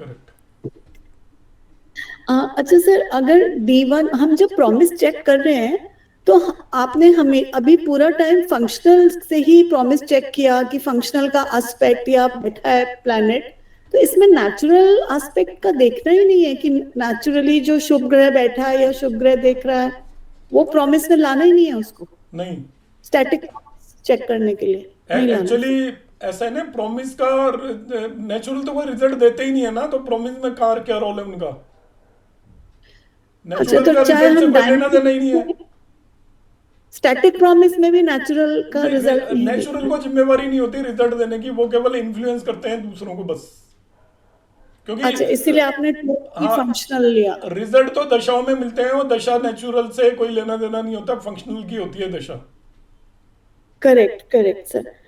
सर जहाँ पे जब जैसे एक लॉर्ड अच्छा बैठा है, एक खराब बैठा है या देख रहा है, तो हम प्लस माइनस ऐसे +1 पॉइंट ऐसे ऐसे करके उसको कर ले हाँ, कि दो मतलब अच्छे ऐसे मिल रहे देखो, ये तभी मैं एक बीच में मैंने सेंटेंस बोला था कि इसमें सेल्फ असेसमेंट बड़ा काम आता है। जो पॉइंट वगैरह ये केवल चीजों को सिंप्लीफाई करने के लिए मैंने बताया है, बाकी ऐसा कोई पॉइंट सिस्टम है नहीं क्लासिक्स में। पर ये एक अप्रोक्सीमेशन है कि एक ही प्लेनेट यदि 5th और 6th लॉर्ड हो गया तो वो उसकी दोनों लॉर्डशिप एक दूसरे को एक तरीके से नलीफाई कर देती हैं, ओवरऑल वो न्यूट्रल की तरह बिहेव करेगा। तो ये वैसा जनरल सा एक बहुत तरीका बना लिया है, इट्स नॉट एग्जैक्टली कोई ऐसा कहीं लिखा है, ऐसा नहीं है। और इसी तरीके से जैसे हाँ जी सॉरी सर, तो राहु केतु की तो कोई लॉर्डशिप नहीं है, तो उनको कैसे चेक करेंगे? वो जहाँ बैठे हैं उनको को खराब चलो मानेंगे? वो अभी मैं houses एक वीडियो अपलोड करूंगा, वो आप एक बार देख लेना, फिर नेक्स्ट क्लास में पूछ लेना, क्योंकि अच्छा, राहु केतु मतलब उनकी भी लॉर्डशिप निकाल के, उनकी भी पहले लॉर्डशिप वो नहीं, लॉर्डशिप देखेंगे, नहीं पहले होती उनका उनकी, नेचर देखेंगे। लॉर्डशिप नहीं होती उनकी, प्लेसमेंट पर डिपेंड करता है उनका। सॉरी, उनका प्लेसमेंट से उनकी नेचर डिसाइड करेंगे, फिर पता करेंगे कि वो उस हाउस को खराब कर रहे हैं कि अच्छा कर रहे हैं। जी जी जी। और सर 2 और 11 के लॉर्ड्स जब हम यहाँ पे प्रॉमिस चेक कर रहे थे तो वो अच्छे लिए जा रहे हैं ना फंक्शनली? वो अच्छे क्योंकि वो पर सेचर का नियम लगा रहे हैं हम। हाँ ओके ओके, क्योंकि वहां पे आप 7th को भी आप मारक नहीं बोल रहे थे, आप उसको न्यूट्रल बोल रहे थे, 2 को भी आप न्यूट्रल बोल रहे मारक कोई वो मैडम मारक कोई करेक्टर नहीं होता है इसमें, मारक इज ए सेपरेट थिंग। आप प्लेनेट की 3 ही नेचर होती है, या तो न्यूट्रल होंगे, या बेनिफिक होंगे, या मेलिफिक होंगे। मारक इज नॉट नेचर, बाधक is not nature. Okay sir, last thing, overall हमें जो आपने बताया सिर्फ तब देखना है जब हम 212 का नेचर निकाल रहे हैं, कंजंक्शन दूसरे वाले के नेचर निकालने के लिए ओवरऑल ले रहे हैं, अदरवाइज हमें ओवरऑल निकालना ही नहीं है चार्ट के लिए। नहीं निकालना ओवरऑल, क्योंकि वो एक प्लेनेट यदि 2 भावों का लॉर्ड है तो वो दोनों के रिजल्ट देगा, अलग अलग तरीके से देगा। इसलिए ओवरऑल हम केवल निकालते हैं 212 लॉर्डशिप, या अभी हम एक स्ट्रेंथ देख रहे हैं किसी भी भाव को, वो एक प्लेनेट इन्फ्लुएंस कर रहा है, तो ओवरऑल किस तरीके से इन्फ्लुएंस करेगा उसके इसमें हम यूज कर रहे हैं केवल। ओके ठीक है, थैंक यू सर। जी कविता मैम, कविता मैम। प्रणाम सर जी। जी प्रणाम मैम। सर जैसे प्लेनेट आपने कहा जहाँ बैठा होता है अपने ही भाव में तो वो स्ट्रोंग होता है, तो उस या जो देख अगर मतलब अपने भाव का स्वामी उसको देख रहा है तो वो भी स्ट्रोंग होता है, तो किसको ज्यादा स्ट्रोंग मानेंगे, जहाँ जो बैठा है या देख रहा है? आप कंपेयर क्यों कर रहे हो? दोनों काम एक साथ हो ही नहीं सकते। अच्छा, जब देख रहा है तो बैठ नहीं सकता, बैठ गया तो देख नहीं सकता, तो कंपैरिजन की जरूरत ही क्या है? तो इसको कितना स्ट्रॉन्ग मानेंगे सर? कितने का मतलब बताया ना मैंने, 65% नंबर भी देके बता दिया, उससे ज्यादा क्या बताऊं? हाँ जी 65 वो था माइंड में, फिर भी थोड़ा सा हर केस में 65 भी मानना है, क्योंकि प्लेनेट या तो देखेगा या बैठा होगा, तो तीसरा कोई काम नहीं कर सकता वो, तो एक ही दोनों में से एक ही काम होगा, तो उसको स्ट्रॉन्ग मान लेते हैं बस। तो सर जैसे मान लो अपने ही भाव में बैठा पर उसके साथ कोई नेगेटिव प्लेनेट भी बैठ गया, मैंने मैडम बता दिया, हमने केवल इतना ही तो देखना है भाव स्ट्रॉन्ग है। कोई भी प्लेनेट, ये इसका आंसर मैं पहले ही दे चुका हूँ कि कोई भी प्लेनेट यदि देख रहे हैं तो बाकी चीजें देखनी ही नहीं है। यदि वो अपने भाव को इन्फ्लुएंस कर रहा है तो ना आपने देखना उसमें कौन बैठा है, कौन एस्पेक्ट कर रहा है, क्योंकि वो अपना आप में एक सबसे स्ट्रॉन्ग कंसेप्ट होता है। मैंने एग्जांपल भी दिया था कि कोई अपने मकान में ही रह रहा है या अपने मकान को देख रहा है, तो अब उसको अब रिपीट मत करो ना क्वेश्चन को। सर मेलेफिक भी देखे तो भी हमने नंबर नहीं काटने उसके, है ना सर? देखना ही नहीं है ना, जब उसका लॉर्ड इन्फ्लुएंस कर रहा है तो आप मेलिफिक बेनिफिक कुछ देखोगे ही नहीं, मैं तो ये कह रहा हूँ। जी सर जी, वो स्ट्रॉन्ग ही होगा बात जी। और किसी का हाँ आनंद जी। जी सर नमस्ते सर। जी नमस्कार जी। सर हम जब हाउस की स्ट्रेंथ डिसाइड कर रहे थे तो उस टाइम सर आपने कहीं भी हाउस लॉर्ड के प्लेसमेंट को कंसीडर नहीं किया? नहीं, हम केवल लॉर्ड को हम रिजल्ट के टाइम कंसीडर करेंगे, अभी केवल हम हाउस देख रहे हैं ओनली। जैसे अगर कोई हाउस का लॉर्ड है वो 6th 8th या 12th हाउस में है, फिर भी बाकी के पैरामीटर अगर अच्छे हैं तो भी वो स्ट्रेंथन हो जाएगा? हाँ, लॉर्ड को अलग से देखेंगे जब भाव को देखना होगा। अभी हमने केवल भाव को देखा है, केवल 12 भावों को। Not lots. बट वो हाउस का लोड अगर सर हाउस का लोड अगर सर कहीं भी वीक पोजीशन में है तो वो हाउस को वीक नहीं करेगा? नहीं, हाउस को वीक करेगा, पर हाउस की केवल दो, जब आपने एक पर्टिकुलर हाउस से रिलेटेड रिजल्ट देखने हैं, हाउस से रिलेटेड रिजल्ट देखने हैं, तो हम लॉर्ड को भी देखेंगे, कारक को भी देखेंगे, हाउस को भी देखेंगे। यहाँ पर हमने केवल ओनली हाउस देखा है, नॉट इट्स लॉर्ड। ओवरऑल जो उसके रिजल्ट हैं वो हाउस पे भी डिपेंड करेंगे, लॉर्ड पे भी डिपेंड करेंगे, मगर जो हाउस की स्थिति, हम एक पर्टिकुलर उसमें हम 4 चीजें देखते हैं। किसी भी भाव से रिलेटेड रिजल्ट देखने हैं तो आपको भाव भी देखना है, भावेश भी देखना है, कारक भी देखना है, कारक से वही भाव भी देखना है, चारों चीजें देखनी है। मगर जब कुंडली की स्ट्रेंथ आपको देखनी है, हम केवल भाव को एनालाइज करेंगे, that's all, not Bhavesh. Okay. वो तो आपने जब एक पर्टिकुलर भाव से रिलेटेड जब रिजल्ट देखने हैं, आपने लग्न को एनालाइज करना है, तो फिर लग्न से रिलेटेड जो भी चीजें एनालाइज करनी है तो आप चारों चीजों को देखोगे। 5th हाउस को यदि आपने एनालाइज करना है कि 5th हाउस से, क्योंकि उसमें जो रिजल्ट किसी भी भाव के उसका लॉर्ड ही देता है, या उस भाव के अंदर जो प्लेनेट बैठा हुआ है वो देता है। यहाँ पर हम जो जनरल एनालिसिस ऑफ कुंडली के स्ट्रेंथ में उसके 12 भावों को एनालाइज करेंगे। वो तो जब आप प्लेनेट को एनालाइज करने लगे तो वो तो स्पेसिफिक एनालिसिस हो गया। अभी हम स्पेसिफिक नहीं कर रहे हैं। विकास जी म्यूट कर लें, विकास जी म्यूट कर लें। तो आपको जो स्ट्रेंथ ऑफ कुंडली जब देखनी है तो प्लैनेट्स को किसी को भी नहीं देखना है, आपने ओनली भावों को देखना है बस। जैसे मकान की स्ट्रक्चर देख रहे हैं एक तरीके से, आप ऐसे समझो, तब आप में उसमें कौन रह रहा है उससे हमें कोई नहीं मतलब, मगर उसमें ओवरऑल कैरेक्टरिस्टिक देखना है तो जो रह रहे हैं वो ज़्यादा इंपॉर्टेंट हो जाएंगे बजाय एज कम्पेयर टू उस बिल्डिंग के बनावट से और उसकी स्ट्रेंथ से। तो यहाँ पे हम केवल बिल्डिंग की स्ट्रेंथ चेक कर रहे हैं, उसके अंदर के जो इनमेट्स हैं उनके बारे में नहीं देख रहे हैं। Okay okay. किसी का और कोई डाउट? सर अभी आपने लास्ट में क्या बताया कि अगर हाउस लॉर्ड देख रहा है तो हमें और कुछ देखना नहीं, अगर कोई फंक्शनली मेलेफिक देख रहा हो तो स्टिल स्ट्रॉन्ग ही कहलाएगा? यस। उसमें हम पॉइंट्स देके उसको न्यूट्रल नहीं जरूरत नहीं है ना। वो जब हाउस लॉर्ड देख रहा है तो मैंने बताया था कि उसको 65 पॉइंट दे दिया, वो न्यूट्रलाइज नहीं हो सकते किसी भी तरीके से। ठीक है सुदीप जी। हाँ सर, जय श्री राम। एक ब्रीफ क्वेश्चन है कि अगर ऐसे समझो सर, महादशा राहु की हो, आपने जैसे बोला बॉस है और अंतरदशा एम्प्लॉय है, तो राहु की महादशा, केतु की अंतरदशा, तो सर इनके पास तो लॉर्डशिप है नहीं, तो ये मेलिफिक होंगे? वो है, उसका बताएंगे तरीके। लॉर्डशिप उनके रिजल्ट देने के तरीके होते हैं राहु केतु के, वो जिस भाव में बैठते हैं उसकी तरह बिहेव करते हैं सर। मतलब अगर उनके इसमें अगर राहु समझो सददिशा में है या केतु नहीं, सददिशा नहीं, जैसे 5th हाउस में राहु बैठा है तो वो 5th लॉर्ड की तरह बिहेव करेगा, और उसके साथ कौन प्लेनेट बैठा है वो भी उसके रिजल्ट को मॉडिफाई करता है, कौन उसको एस्पेक्ट कर रहा है वो भी मॉडिफाई करता है। अगर लगन में बैठा होगा राहु तो फिर लगन लॉर्ड कैसे बिहेव करेगा? बिल्कुल लगन लॉर्ड की तरह रिजल्ट देगा, वो बेनिफिक होगा वहां पर। चाहे 3-6 के लॉर्ड के साथ भी बैठा होगा। मैडम आप मिक्स मत करो ना। मैं राहु का वीडियो डाल दूंगा, उस राहु में पढ़ा नहीं रहा हूँ, तो राहु को आप देख के करना है। अभी जो आज की क्लास से रिलेटेड क्वेश्चन पूछो, आप मिक्स करोगे तो मैं राहु केतु पे भी जवाब दिया था कि मैं जवाब नहीं दे सकता, एक चीज को एक्सप्लेन करने में पूरी एक क्लास लगती है, तो मैं आधा अधूरा बोलूंगा तो किसी को समझ में नहीं आएगा, तो वो टॉपिक लाओ ही मत अभी। मीनल मैम जी।